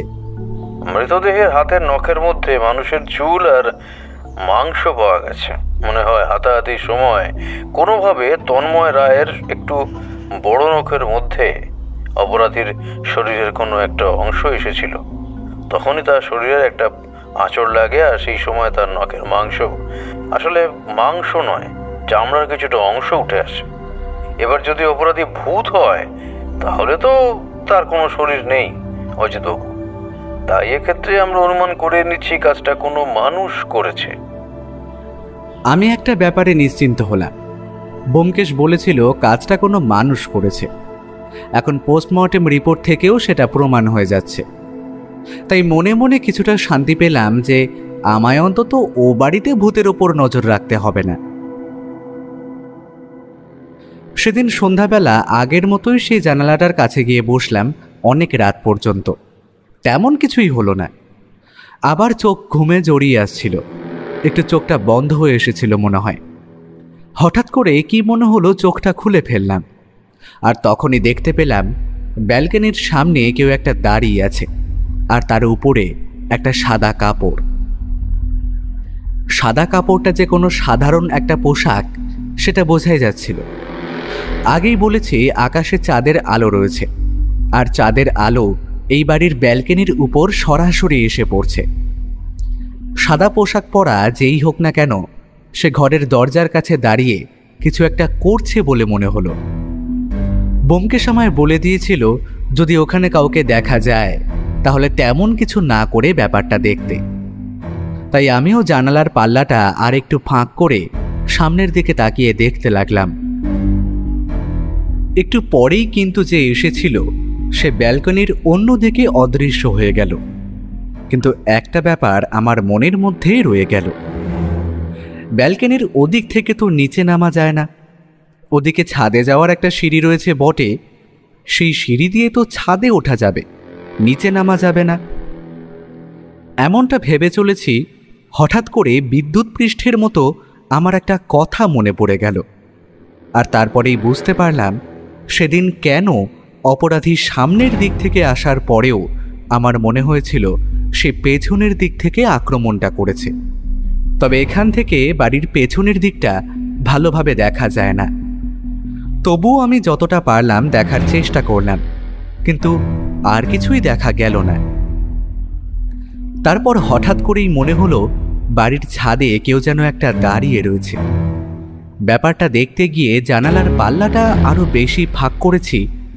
এমন সময় ছাদে দাঁড়িয়ে থাকা লোকটা আমার দিকে ঘুরে তাকালো। তারপর হঠাৎ করেই ছাদের উল্টো দিকে যেন দৌড়তে শুরু করলো। আমি বুঝতে পারলাম না আমার এখন কি করা উচিত। এখান থেকে বেরিয়ে গিয়ে সেই বাড়ির ভেতরে ঢোকা যায়, কিন্তু আমার কাছে কোনো অস্ত্র নেই। অপরাধীর কাছে কোনো অস্ত্র থাকলেও থাকতে পারে। ব্যাপারটা একটু বাড়াবাড়ি হয়ে যাবে মনে হলো। তাই আমি জানালাটা পুরোটা খুলে দিয়ে যতটা দেখা যায় দেখার চেষ্টা করলাম, কিন্তু আর কিছুই দেখা গেল না। আমি মনে মনে নিশ্চিন্ত হয়ে গেলাম। অপরাধী মানুষ, কারণ তাকে আমায় দেখে ভয় পেয়ে দৌড়তে হয়েছে উল্টো দিকে। ব্যোমকেশ পরদিন দুপুরে ফিরে এলো। তাকে সমস্ত ব্যাপারটা জানাতেই ব্যোমকেশের মুখটা কেমন যেন একটু হাসি হাসি বলে মনে হলো। আমার কথা শেষ হতে এসে বলল, অনুমানটা আমি ঠিকই করেছিলাম অজিত। ও বাড়িতে কেউ না কেউ আসবে, তার মানে ও বাড়িতে কিছু একটা আছে, এমন কিছু একটা যেটা আমরা দেখিনি। কিন্তু ও বাড়ির ঘরটা তো আমরা ভালো করে খুঁজে দেখেছিলাম। যদি কিছু থাকতো তাহলে তো সেটা আমাদের নজরে পড়তো।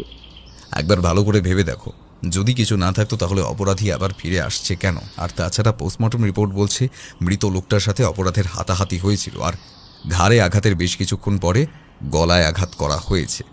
তার মানে অপরাধীর সাথে তন্ময় রায়ের বেশ কিছুক্ষণ কথাবার্তা হয়েছে। কিন্তু অত রাতে তাদের কোন বিষয় নিয়ে কথা হলো? তাহলে কি ও বাড়িতে যেটা আছে সে বিষয়ে অপরাধী তাহলে সেটাই কি নিতে এসেছিল? শেষের কথাগুলো ব্যোমকেশ যেন নিজের মনেই বলল বলে মনে হলো। আমি চুপ করে বসে রইলাম। কাল রাতে যতটা আমি দেখেছি সবটাই ব্যোমকেশকে খুলে বলার চেষ্টা করেছি, কিন্তু এখানে আমাদের একটা সমস্যা হয়ে গেল। অপরাধী বুঝতে পেরেছে ওই বাড়ির উপর নজর রাখা হচ্ছে। তাহলে অপরাধী আবারও বাড়িতে খুব শিগগিরই আসবে বলে তো মনে হয় না। ব্যোমকেশও বাড়ির আশেপাশে পুলিশি পাহারা বসিয়ে দিল। রাতের বেলা সে বাড়ির উপর নজর রাখতে ওই পাশের বাড়ির ভদ্রলোককে বলে দেওয়া হলো। ব্যোমকেশ অন্য একটা কাজ করতে লাগলো। তন্ময় রায়ের ব্যাপারে আরও খোঁজ খবর নিতে লাগলো, কিন্তু তার ব্যাপারে আমায় এসে কিছুই বলেনি। দাসবাবুর সাথে তার বোধ হয় এই নিয়ে কথা হয়েছে বটে, কিন্তু আমি নিজে কিছুই জানি না। এরপর প্রায় একটা সপ্তাহ কেটে গেল। ব্যোমকেশ নিজে আমায় কিছু বলছিল না, তাই আমিও কিছু জানতে চাইছিলাম না। একসময় মনে হলো ব্যোমকেশ বোধ হয় কেসটার ব্যাপারে ভুলেই গেছে। তাই একদিন দুপুরে খাওয়া দাওয়ার পরে তার ঘরে বসে থাকতে থাকতে বললাম, এই ব্যোমকেশ, ওই ভুতুরে বাড়ির কেসটা কি তুমি ছেড়ে দিলে? কেন বলো তো? না, কেসের ব্যাপারে তুমি কিছু করছো বলে তো মনে হচ্ছে না। নতুন কোনো সূত্র খুঁজে পেয়েছো কি? তন্ময় রায়ের ব্যাপারে আমি খোঁজ নিয়েছি। লোকটা খুব একটা সুবিধার ছিল বলে মনে হচ্ছে না। ভদ্রলোক নিজের গ্রাম ছেড়ে অনেকদিন আগেই কলকাতায় এসেছে। তাহলে সে এতদিন ছিলেন কোথায়, আর তার আসল ব্যবসাটা কি? তার ব্যবসা যে খুব একটা সহজ পথে নয় সেটা বোঝাই যাচ্ছে। তুমি জানো অজিত, আমার কয়েকজন গুপ্তচর রয়েছে। তারা খবর দিয়েছে তন্ময় রায়ের সাথে অপরাধীদের কিছু একটা সম্পর্ক রয়েছে। আর সম্প্রতি, অর্থাৎ মাসখানেক আগে শহরে একটা বড় চুরি হয়েছিল। বেশ কিছু সোনার জিনিসপত্র আর বেশ কিছু টাকাও চুরি হয়েছে। পুলিশের অনুমান সেই সমস্ত কিছুর সাথে তন্ময় রায়ের একটা যোগ রয়েছে। একটা গোটা দল পিছনে রয়েছে, তবে চুরি করা জিনিসগুলো কোথায় গেল সেগুলো কিন্তু উদ্ধার করা যায়নি এখনো। তোমার কি মনে হয় সেগুলো ওই বাড়িতে কোথাও আছে? একটা সন্দেহ যে হচ্ছে না তা নয়, তবে ও বাড়িতে এখনো তল্লাশি চালাতে যাওয়া যাবে না, তাহলে অপরাধীরা সাবধান হয়ে যাবে। আমি চাইছি ওই বাড়িটাকে কয়েকদিন অরক্ষিত অবস্থায় রেখে দেবো। তবে পুলিশের পাহারা রয়েছে, সেটা অপরাধীদের বোঝার কথা নয়। কিন্তু অপরাধীরা একটা ভুল না করলে এই কেসে কিছুই করা যাবে না। তাই আমি অপেক্ষা করছি তাদের একটা ভুল পদক্ষেপের। আর তারা যদি ওই বাড়িতে না আসে? আসবে অজিত, আসবে। যখন ওরা দেখবে পুলিশ এমনকি আমি কেস থেকে হাত গুটিয়ে নিয়েছি, তখন ওরা নিশ্চয়ই ও বাড়িতে আসবে, আর তখনই কিছু একটা করা যাবে, তার আগে নয়। এই কেসে আমাদের অপেক্ষা করা ছাড়া আর কিছুই নেই। তবে তন্ময়েরা এর আগে কোথায় থাকতেন এবং কাদের সাথে মেলামেশা করতেন সে ব্যাপারটা আমরা খোঁজ খবর চালাচ্ছি। সেখান থেকে কিছু একটা বেরিয়ে এলেও আসতে পারে। ব্যোমকেশের কথা শুনে আমি বুঝলাম ব্যোমকেশ সত্যিই অপেক্ষা করছে। এই কেসের ব্যাপারে এখন অপেক্ষা করা ছাড়া আর কিছুই নেই। তখন আমি আর তাকে বিরক্ত করলাম না। আমি নিজের মতো নিজের কাজ করতে লাগলাম। ব্যোমকেশ নিজের মতো তার নিজের কাজ করতে লাগলো। এর মধ্যে একদিন দাসবাবু আমাদের বাড়িতে এলেন। আমিও সেখানেই ছিলাম। চা শেষ করে দাসবাবু বললেন, আপনি নিশ্চিত ব্যোমকেশবাবু যে অপরাধীরা ওই বাড়িতে আবার আসবে, আর ওই বাড়িতে কিছু একটা লুকিয়ে রাখা হয়েছে, সেটা আপনি এত নিশ্চিতভাবে কি করে বলছেন? আমি শহর ছেড়ে বাইরে যাওয়ার আগে অজিতকে বাড়িটা পাহারা দিতে বলেছিলাম, এটাই দেখার জন্য যে ও বাড়িতে কেউ আসে নাকি। একটা কথা আপনি ভেবে দেখুন, যে বাড়িতে একটা খুন হয়েছে, সে বাড়িতে অপরাধীরা আবার আসবে কেন? নিশ্চয়ই কোনো একটা কারণে আসবে, আর সেটাই আমি দেখতে চাইছিলাম। এখন যখন সেটা হয়েছে তখন তারা আবারও বাড়িতে আসবে। পুলিশের পাহারা আপনি একটু কমিয়ে দিন। প্রয়োজন হলে যে কোনো একজনকে ওই আশেপাশের কোনো একটা বাড়িতে থেকেও বাড়িতে নজর রাখতে বলুন। সেদিন যে এসেছিল সে হয়তো ঘরের তালাটা খুলতে পারেনি, সে বুঝতে পারেনি ও বাড়ির ঘরে তালা থাকবে। এরপরে যখন সে আসবে কিংবা অন্য কেউ এলে সে কিন্তু তৈরি হয়েই আসবে। তাহলে ব্যাপারটা ঠিক কবে হবে সে বিষয়ে আপনি কিছু বলতে পারবেন? সেটা বলা মুশকিল দাসবাবু। ব্যাপারটা আজ রাতেও হতে পারে কিংবা পরেও হতে পারে।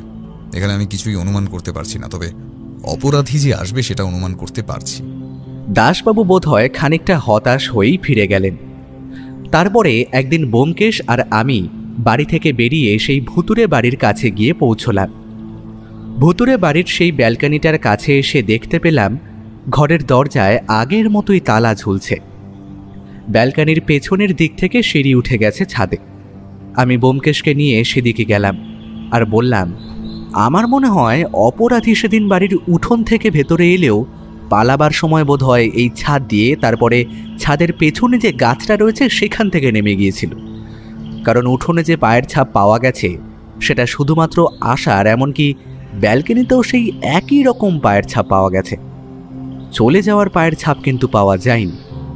কিন্তু এটার কারণ কি সেটাই বুঝতে পারলাম না। অপরাধীর পালাবার এত তাড়া ছিল কেন? এটা একটাই কারণ হতে পারে অজিত, সেদিন অপরাধীকে কেউ দেখতে পেয়েছিল। কিন্তু আশেপাশের লোকেদের সাথে তো আমরা কথা বলেছি। তাহলে যদি তাকে কেউ দেখতে পায় তাহলে সেদিন কেউ জানালো না কেন? আর যদি ভূতের ব্যাপারটাই কেউ মনে করে ভয় পায় তাহলে তো সেটা আমাদের জানানো দরকার ছিল, কিংবা পুলিশকে। ব্যোমকেশ কিছুক্ষণ চুপ করে রইল, তারপর হঠাৎ করে বলল, অপরাধীকে কেউ দেখেছিল অজিত, না হলে তাকে ছাদ থেকে পালাতে হবে না। এখান থেকে গাছের ডাল বেয়ে নিচে নামা খুব একটা সহজ কাজ নয়। যদিও মনে করি অপরাধী এই কাজ খুব ভালোভাবে করতে পারে, তবুও এতটা ঝুঁকি সে নেবে না।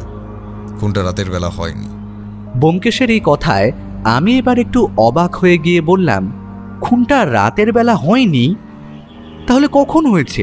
খুনটা হয়েছে সন্ধ্যের দিকে। ওই ভদ্রলোককে রাতের বেলা কিন্তু কেউ ব্যালকনিতে এসে দাঁড়াতে দেখত না। সে ব্যালকনিতে এসে দাঁড়াতো সন্ধ্যের দিকে, আর সেই সময় খুনটা হয়েছে। আর আমার মনে হচ্ছে খুনি খুন করার অভিপ্রায় নিয়ে তার কাছে আসেনি, এসেছিল অন্য কোনো কারণে, পরে বাধ্য হয়ে খুন করেছে। কেউ তো দেখেছে অজিত, কেউ তো দেখেছে। আমরা ছাদের ওপর দাঁড়িয়ে এদিক ওদিক তাকাতে লাগলাম। যে বাড়িতে আমি রাতের বেলা ছিলাম তার উল্টো দিকের একটা বাড়ির জানালার দিকে নজর পড়তেই ব্যোমকেশ বলে উঠল, ওই বাড়ির জানলাটা থেকে এই ব্যালকনিটা বোধহয় ভালোভাবে দেখা যায়, তাই না অজিত? কিন্তু জানলাটা বন্ধ রয়েছে। এমন সময় ঘরের জানলা এমনভাবে বন্ধ করে কেউ রাখবে না।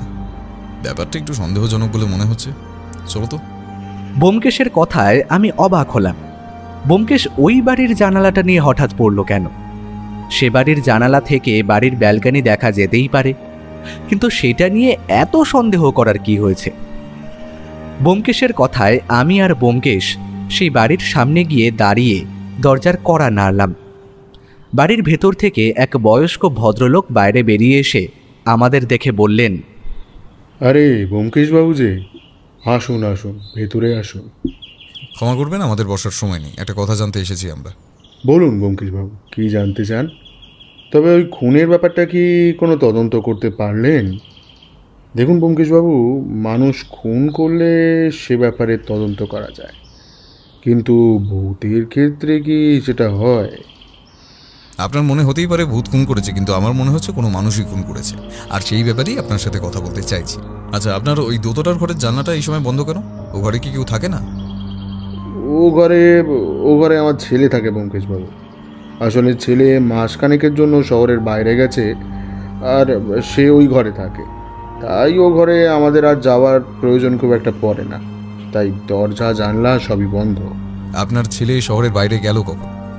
ওই যেদিন ওই বাড়ির ভদ্রলোক মানে তন্ময় রায় খুন হলেন, সেদিন অনেক সকালেই আমার ছেলে বেরিয়ে পড়েছে। তবে তখন তো আর জানা যায়নি কোনটা হয়েছে, সেটা তো জানা গেছে অনেক পরে। আপনার ছেলেটি কবে ফিরবে? আর আপনার ছেলের সাথে কি একবার কথা বলা যায়? টেলিফোনে কথা বললে হবে? তার মানে সে যেখানে গেছে সেখানকার টেলিফোন নাম্বারটা যদি আমাদের দেন। ওর মাসির বাড়িতে গেছে। আসলে ওখানে একটা কাজের কথা চলছে, তাই ওখানে মাসখানেক থাকবে। আমি ওখানকার টেলিফোন নাম্বার দিয়ে দিচ্ছি। কিন্তু কি ব্যাপার বলুন তো ব্যোমকেশবাবু, আপনি কি কিছু সন্দেহ করছেন?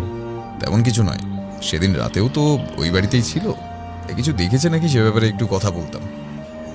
জগন্নাথ বাবুর কাছ থেকে তার ছেলের বর্তমান টেলিফোন নাম্বারটা নিয়ে আমরা চলে এলাম। পথে হাঁটতে হাঁটতে হঠাৎ করে একটা কথা আমার মনে পড়ে গেল, তাই বললাম, আচ্ছা ব্যোমকেশ, এই তন্ময় রায়ের একটা দোকান রয়েছে তুমি বলেছিলে না? আর সেই দোকানে একটা কাজের লোক রয়েছে, যে লোকটি সেদিন প্রথম মৃত দেখেছিল। সেই লোকটার ব্যাপারে তো কোনো কিছু বললে না। অজিত, তোমায় ব্যাপারটা বলা হয়নি। আসলে সেদিন রাতে লোকটা হঠাৎ করেই গাড়ি চাপা পড়েছে। কোনো একটা গাড়ি রাস্তা দিয়ে যাওয়ার সময় হঠাৎ করে ভদ্রলোককে ধাক্কা দেয়। তাকে হাসপাতালে নিয়ে যেতে যেতেই সব শেষ। তবে লোকটা বলেছিল গাড়িটা নাকি তাকে ইচ্ছে করেই ধাক্কা দিয়েছে। ধাক্কা দেওয়ার পরে আশেপাশে খুব একটা লোকজন ছিল না। একটা পানবিড়ির দোকানের লোক ছুটে এসেছিল, তবে তার আগেই গাড়িটা নাকি অনেক দূরে চলে গেছে। তার মানে কি ওই লোকটা কিছু জানতো? গোটা ব্যাপারটাই কাকতালীয় হতে পারে অজিত। শহরে তো মাঝে মাঝেই কত লোক গাড়ি চাপা পড়ছে। এমনই হতে পারে, আবার এটাও হতে পারে তাকে কোনোভাবে খুন করা হয়েছে। তুমি বলেছিলে তন্ময় রায়ের কাজের ব্যাপারে কোনো কিছুই বুঝতে পারছো না। তার তো একটা দোকানের ব্যবসা রয়েছে, তাহলে? ওটা ওনার আসল ব্যবসা নয়। দোকান খুব একটা ভালো চলতো না, তবুও দোকানটা খুলে রাখা হয়েছিল। আসলে ওটা বোধহয় দেখানোর জন্য, না হলে সবার সন্দেহ হতে পারে ভদ্রলোক সারাদিন বাড়িতে কেন থাকেন, কোনো কাজকর্ম করেন না। ওটা আসলে একটা সামনে রাখা আয়নার মতো, যে আয়নাটা রাখলে আয়নার পেছনে কি হয়ে চলেছে সেটা দেখা যাবে না। আচ্ছা ব্যোমকেশ, এমনটা হতে পারে না ভদ্রলোক মানে সেই জিনিসটা যেটা অপরাধী খুঁজতে এসেছিল সেটা তার দোকানেই কোথাও রেখে দিয়েছে, দোকানের লোকটি সেটা বুঝতে পারেনি, কিন্তু তন্ময় রায় সেটা জানতো, আর অপরাধীও সেটা বুঝতে না পেরে তার বাড়িতে খুঁজতে এসেছিল। সে সময় হাতাহাতিতে খুনটা হয়, কিন্তু তারপরে অপরাধী বারবার ওই বাড়িতে আসছে। তার একটাই কারণ হতে পারে যে সেই জিনিসটা সে এখনো খুঁজে পায়নি। তুমি তো এটা নিজেই বলেছ। তুমি ভুল করছো অজিত, দোকানটাও আমরা খুঁজে দেখেছি, কিন্তু সেখানে এমন কিছুই খুঁজে পাওয়া যায়নি যেটা দামি কিছু বলে মনে হতে পারে, যেটার জন্য তন্ময় রায়কে খুন হতে হলো। আমার মনে হয়েছিল চেষ্টার ব্যাপারে হয়তো কোনো একটা সূত্র আমি অনুমান করতে পেরেছি, কিন্তু ব্যোমকেশের এই কথাটায় আমার এই ভাবনাটাও নস্যাৎ হয়ে গেল। আমি কিছুই বুঝতে পারছিলাম না। একটা ব্যাপার মনে হচ্ছিল যে সেই চুরি যাওয়া সোনার জিনিসপত্র, এমনকি টাকা পয়সা, সমস্ত কিছুই হয়তো তন্ময় রায়ের কাছে লুকোনো ছিল, কিন্তু সেটা কোথায় রয়েছে যার জন্য অপরাধী বারবার ফিরে আসছে, যার জন্য ব্যোমকেশ অপেক্ষা করছে। কোথায় কোথায় কিছুই বোঝা যাচ্ছিল না, কিছুই বেরিয়েও আসছিল না। সেদিন বাড়িতে ফিরে ব্যোমকেশ সেই টেলিফোন নাম্বারে টেলিফোন করে জগন্নাথ বাবুর ছেলে জগদীশকে খোঁজে, কিন্তু জানা যায় সে সেই মুহূর্তে বাড়িতে নেই।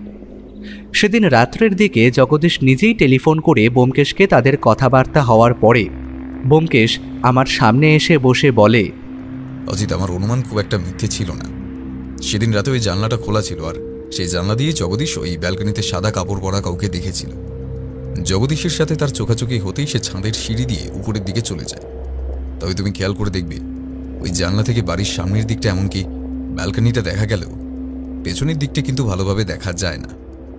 আমার মনে হয় জগদীশ দেখতে পেয়েছিল বলেই সে তাড়াতাড়ি ছাদের দিক থেকে পালিয়ে গিয়েছে। সবই বুঝতে পারছি ব্যোমকেশ, কিন্তু এখন তুমি কি করতে চাইছো? অপরাধীকে ধরার কোনো রাস্তা কি তোমার কাছে আছে? ব্যোমকেশ কোনো উত্তর দিল না। তার মৌন থাকার কারণ আমি বুঝতে পারছিলাম। ব্যোমকেশ কেসটা নিয়ে এখন ভালোভাবে কিছুই বুঝে উঠতে পারেনি। সে বুঝতে পেরেছে ওই বাড়িতে কিংবা তন্ময় রায়ের কাছে এমন জিনিস লুকোনো আছে যেটা অপরাধীদের চাই, আর সেটা নিশ্চয়ই দামি কিছু একটা হবে।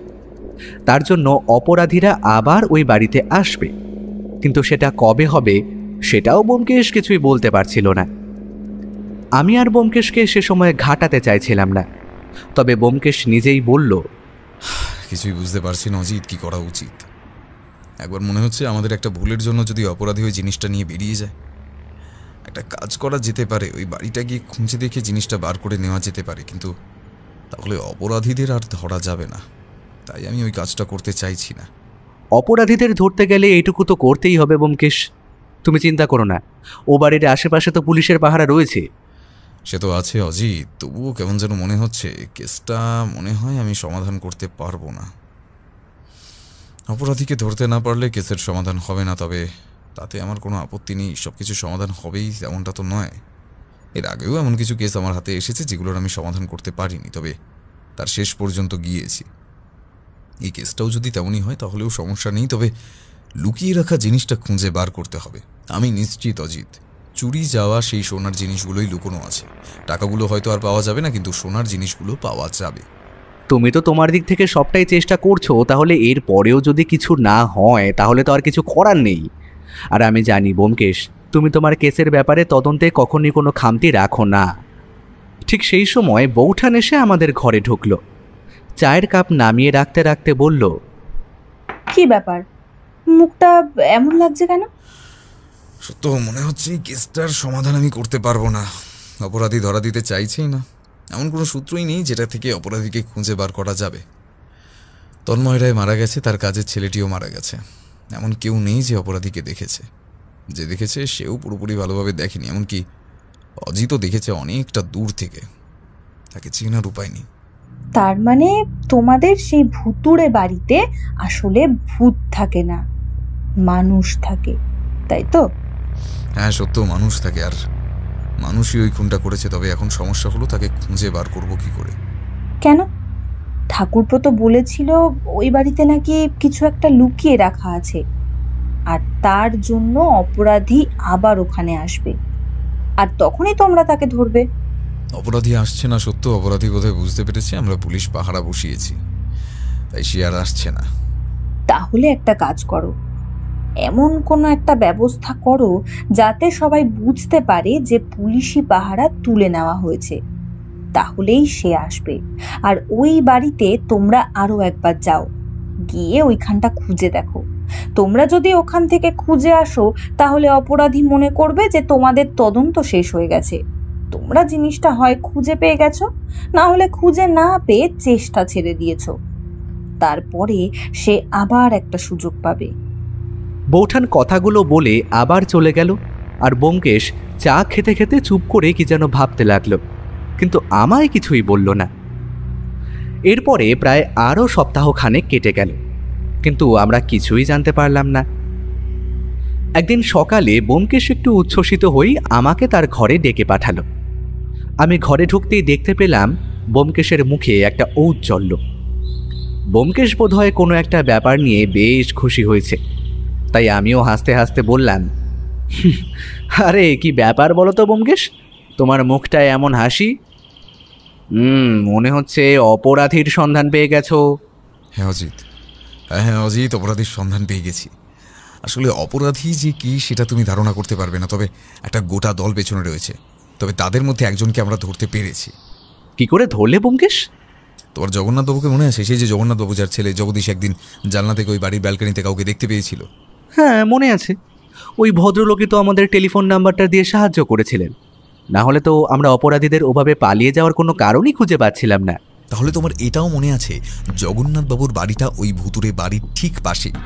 আমি ওই বাড়িটার পেছনের দিকটা ভালোভাবে খুঁজে দেখেছি অজিত, সেখানে কোনো পায়ের ছাপ পাওয়া যায়নি, এমনকি অন্য কিছু পাওয়া যায়নি যা থেকে অনুমান করা যায় অপরাধী পেছনের দিক থেকে পালিয়েছে। পেছনের দিকে পাঁচিলটা সামান্য উঁচু, সেখান থেকে পালিয়ে যাওয়াটাও সহজ নয়। তার চেয়ে জগন্নাথবাবুর বাড়ির পাশেরটা নিচু ছিল। সেখান থেকে অনায়াসেই পাঁচিল টপকে পালানো যায়। সত্যের কথা মতো আমি পুলিশের পাহারা তুলে ফেলি এবং দাসবাবুকে নিয়ে ওই বাড়ির ভেতরে ঢুকে 4-5টা খুঁজে দেখি। একসময় বাড়ির বাইরে এসে আশেপাশে কয়েকজনের সাথে কথাবার্তা বলি এবং সকলকে জানাই ওই বাড়িতে আমরা কিচ্ছু খুঁজে পাইনি। আমরা যা অনুমান করেছিলাম তা হয়তো মিথ্যে। আমরা এই কেসটা ছেড়ে দিচ্ছি আর পুলিশের পাহারাও তুলে নিচ্ছি। তারপরে কি হলো? অপরাধী এলো? সবার সামনে পুলিশি পাহারা তুলে নেওয়ার কথা বললেও একজন কিন্তু সে বাড়িতে রাতের বেলা অপেক্ষা করত, যে বাড়িতে আমি তোমায় থাকতে বলেছিলাম। সে ভদ্রলোককে ভালোভাবে বলে দেওয়া হয়েছিল যেন এই কথাটা তিনি কাউকে না বলেন। ভদ্রলোক বাড়িতে একাই থাকতেন, তাই সেক্ষেত্রে তার খুব একটা অসুবিধা হয়নি। আর সেদিন রাতেই ঘটল ব্যাপারটা। যে পুলিশ অফিসারকে আমি ওখানে থাকতে বলেছিলাম সেও বাড়ির ব্যালকনিতে একজনকে দেখতে পেয়ে বাড়ি থেকে বেরিয়ে আসে। তারপর সুযোগ বুঝে বাইরের সিঁড়ি দিয়ে ব্যালকনির কাছে উঠে যায়। ঘরের দরজা তখন খোলা রয়েছে। সে দরজার কাছে অপেক্ষা করতে থাকে। একটু পরেই ঘরের ভেতর থেকে একজন একটা পুতুল নিয়ে বাইরে বেরিয়ে আসে। তোমার বোধহয় মনে আছে অজিত, তন্ময়ের ঘরে কিন্তু একটা পুতুল ছিল। আমরা সেটাকে অতি সাধারণ একটা পুতুল ভেবে তেমন গুরুত্বই দিইনি, কিন্তু ওই পুতুলটাই ছিল কিন্তু আসল। ওই পুতুলের ভেতরে সেলাই করে সোনার সমস্ত কিছু রাখা হয়েছিল। এবার সমস্যা হলো অপরাধী কি করে জানতে পারলো ওই পুতুলটার মধ্যে সোনার জিনিসগুলো রয়েছে। আমার মনে হয় সে আমাদের মতো ঘরটা খুঁজে দেখেছে, তারপর পুতুলটাকে কোনোভাবে হাতে তুলে নিতে সেটা ভারী বলে মনে হয়, সেটা নিয়ে বাইরে বেরিয়ে আসে। আর তখনই আমাদের মোতায়েন করা পুলিশ অফিসারটি তাকে গ্রেফতার করে। তবে তুমি অনুমান করতে পারছো অজিত সেই অপরাধীকে? আমি ব্যোমকেশের মুখের দিকে তাকিয়ে দেখলাম ব্যোমকেশের মুখে একটা হাসি, বড্ড রহস্যময় হাসিটা। আমি কিছুই বুঝতে পারছিলাম না, তাই বললাম, কিন্তু ব্যোমকেশ, আমি তো কিছুই বুঝতে পারছি না। তুমি কি বলতে চাইছো বলো তো? অপরাধীটা আসলে কি?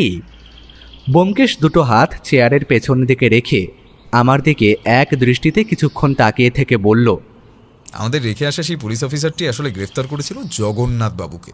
ব্যোমকেশের কথা শুনে আমি বেশ অবাক হলাম। সে কি, জগন্নাথবাবু এই সমস্ত কিছু করেছে? তার মানে সেদিন জগদীশ আসলে তার বাবাকে দেখেছিল? না অজিত, জগদীশ আসলে যাকে দেখেছিল সে জগন্নাথ বাবু ছিল না, সে ছিল অন্য কেউ। আগেই বলেছি গোটা ব্যাপারটার মধ্যে অনেকেই রয়েছে। চুরিটা অন্য কেউ করেছিল, তবে তন্ময় রায়কে এখানে থাকতে দেওয়ার ব্যবস্থাটা করেছিলেন জগন্নাথ বাবু। ওই বাড়িটাকে ভুতুরে বলে চালিয়ে দেওয়ার পেছনেও বোধহয় তার হাত কিছুটা রয়েছে। এই ব্যাপারগুলো আমি পরে জানতে পেরেছি। সেখানে থাকলে তার কাজের সুবিধা হবে, আর কেউ তাকে সন্দেহ করতে পারবে না। তবে কোনটা কিন্তু তিনি করেননি, করেছিল অন্য কেউ। তন্ময় রায়ের সাথে চুরি যাওয়া জিনিসপত্রগুলো নিয়ে একটা ঝামেলা হয়। ওদের মধ্যে তন্ময় রায় সেগুলো বের করে দিতে অস্বীকার করেন, আর তখনই সেই খুনি তন্ময় রায়কে খুন করে। তারপর সেখান থেকে ভয় পেয়ে পালিয়ে যায়। আমার মনে হয় সে খুঁজে দেখেছিল, কিন্তু সোনার জিনিসগুলো সে ঘরের মধ্যে পায়নি। তারপর সেই কাজটা করতে থাকেন জগন্নাথবাবু নিজে। আমার মনে হয় তুমি যাকে দেখেছিলে সে জগন্নাথবাবুই ছিল, আর অপরাধীকে সেদিন পালিয়ে যেতে সাহায্য করেছিল জগন্নাথবাবু নিজে। পুলিশের কাছেই সমস্ত কিছু তিনি নিজেই স্বীকার করেছেন। আশা করছি কিছুদিনের মধ্যেই দলের বাকিদেরও গ্রেফতার করা যাবে। এই কারণেই কি ওই একটা দিনের পর ওই বাড়িতে আর অপরাধী কখনো ফিরে আসেনি? কারণ জগন্নাথবাবু জানতেন আশেপাশে পুলিশের পাহারা রয়েছে। তাছাড়া তুমি ব্যাপারটা দেখছো, তাই তিনি আর কোনো রকম বিপদ বাড়াতে চাননি। যেই তুমি বললে চেষ্টা ছেড়ে দিয়েছো, সেদিন রাতেই তিনি নিজে এসে ওটা খুঁজে নিয়ে যেতে চাইল। তবে একটা কথা কিন্তু মানতেই হবে অজিত, অপরাধীদের মস্তিষ্ক আমাদের মতো সত্যান্বেষীদের চেয়ে খুব একটা কম নয়। কিন্তু আমরা যেটা খুব সহজে খুঁজে বার করতে পারিনি, সেটা কিন্তু জগন্নাথবাবু খুব সহজেই খুঁজে বার করে ফেলেছিলেন। এমন একটা অপরাধীর সঙ্গে টক্কর দিতে বেশ ভালো লাগে অজিত। তবে আজকাল আর এমন অপরাধী খুঁজে পাওয়া যায় না। তুমি এই কথাটা কিন্তু মাঝে মাঝেই বলো, কিন্তু আসলে কি বলতে চাও বলো তো? তুমি অপরাধের প্রশংসা করো নাকি অন্য কিছু? ব্যোমকেশ আমার কথায় হেসে উঠল। একটু পরেই বৌঠান এসে আমাদের ঘরে ঢুকল। ব্যোমকেশকে ওভাবে হাসতে দেখে বলল, কি ব্যাপার বলো তো? আজ বেশ খুশি খুশি বলে মনে হচ্ছে। সেই কেসটা কি সমাধান হয়ে গেছে? হয়ে গেছে, সত্য হয়ে গেছে। তুমি যেটা বলেছিলে আমি সেটাই করেছিলাম, আর তারপরে অপরাধী নিজেই এসে ধরা দিল।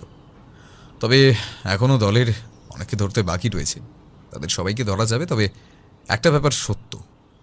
ব্যোমকেশের এই কথায় বৌঠান আর আমি দুজনেই ব্যোমকেশের দিকে তাকালাম। ব্যোমকেশ বলল, ওই বাড়িতে পুতুলটাকে দেখে কিন্তু আমারও একটু খটকা লেগেছিল, তবে আমি ভাবতে পারিনি পুতুলটার মধ্যেই সোনার জিনিসগুলো লুকিয়ে রাখা রয়েছে। তন্ময় রায় খুব মাথা খাটিয়ে কাজটা করেছিল, তবে তাকে খুন হতে হলো আচমকা। সত্য, তুমি যদি আমায় সেদিন ওই কথাটা না বলতে, তাহলে হয়তো আমরা এখনও এইভাবেই অপেক্ষা করে যেতাম। অপরাধীর জন্য, আর জগন্নাথবাবু অপেক্ষা করে যেতেন আমাদের এই কেসটা থেকে সরার জন্য। তারপরে তিনিও বাড়িতে এসে জিনিসগুলো উদ্ধার করার চেষ্টা করতেন। ব্যাপারটা এত তাড়াতাড়ি মিটতো না।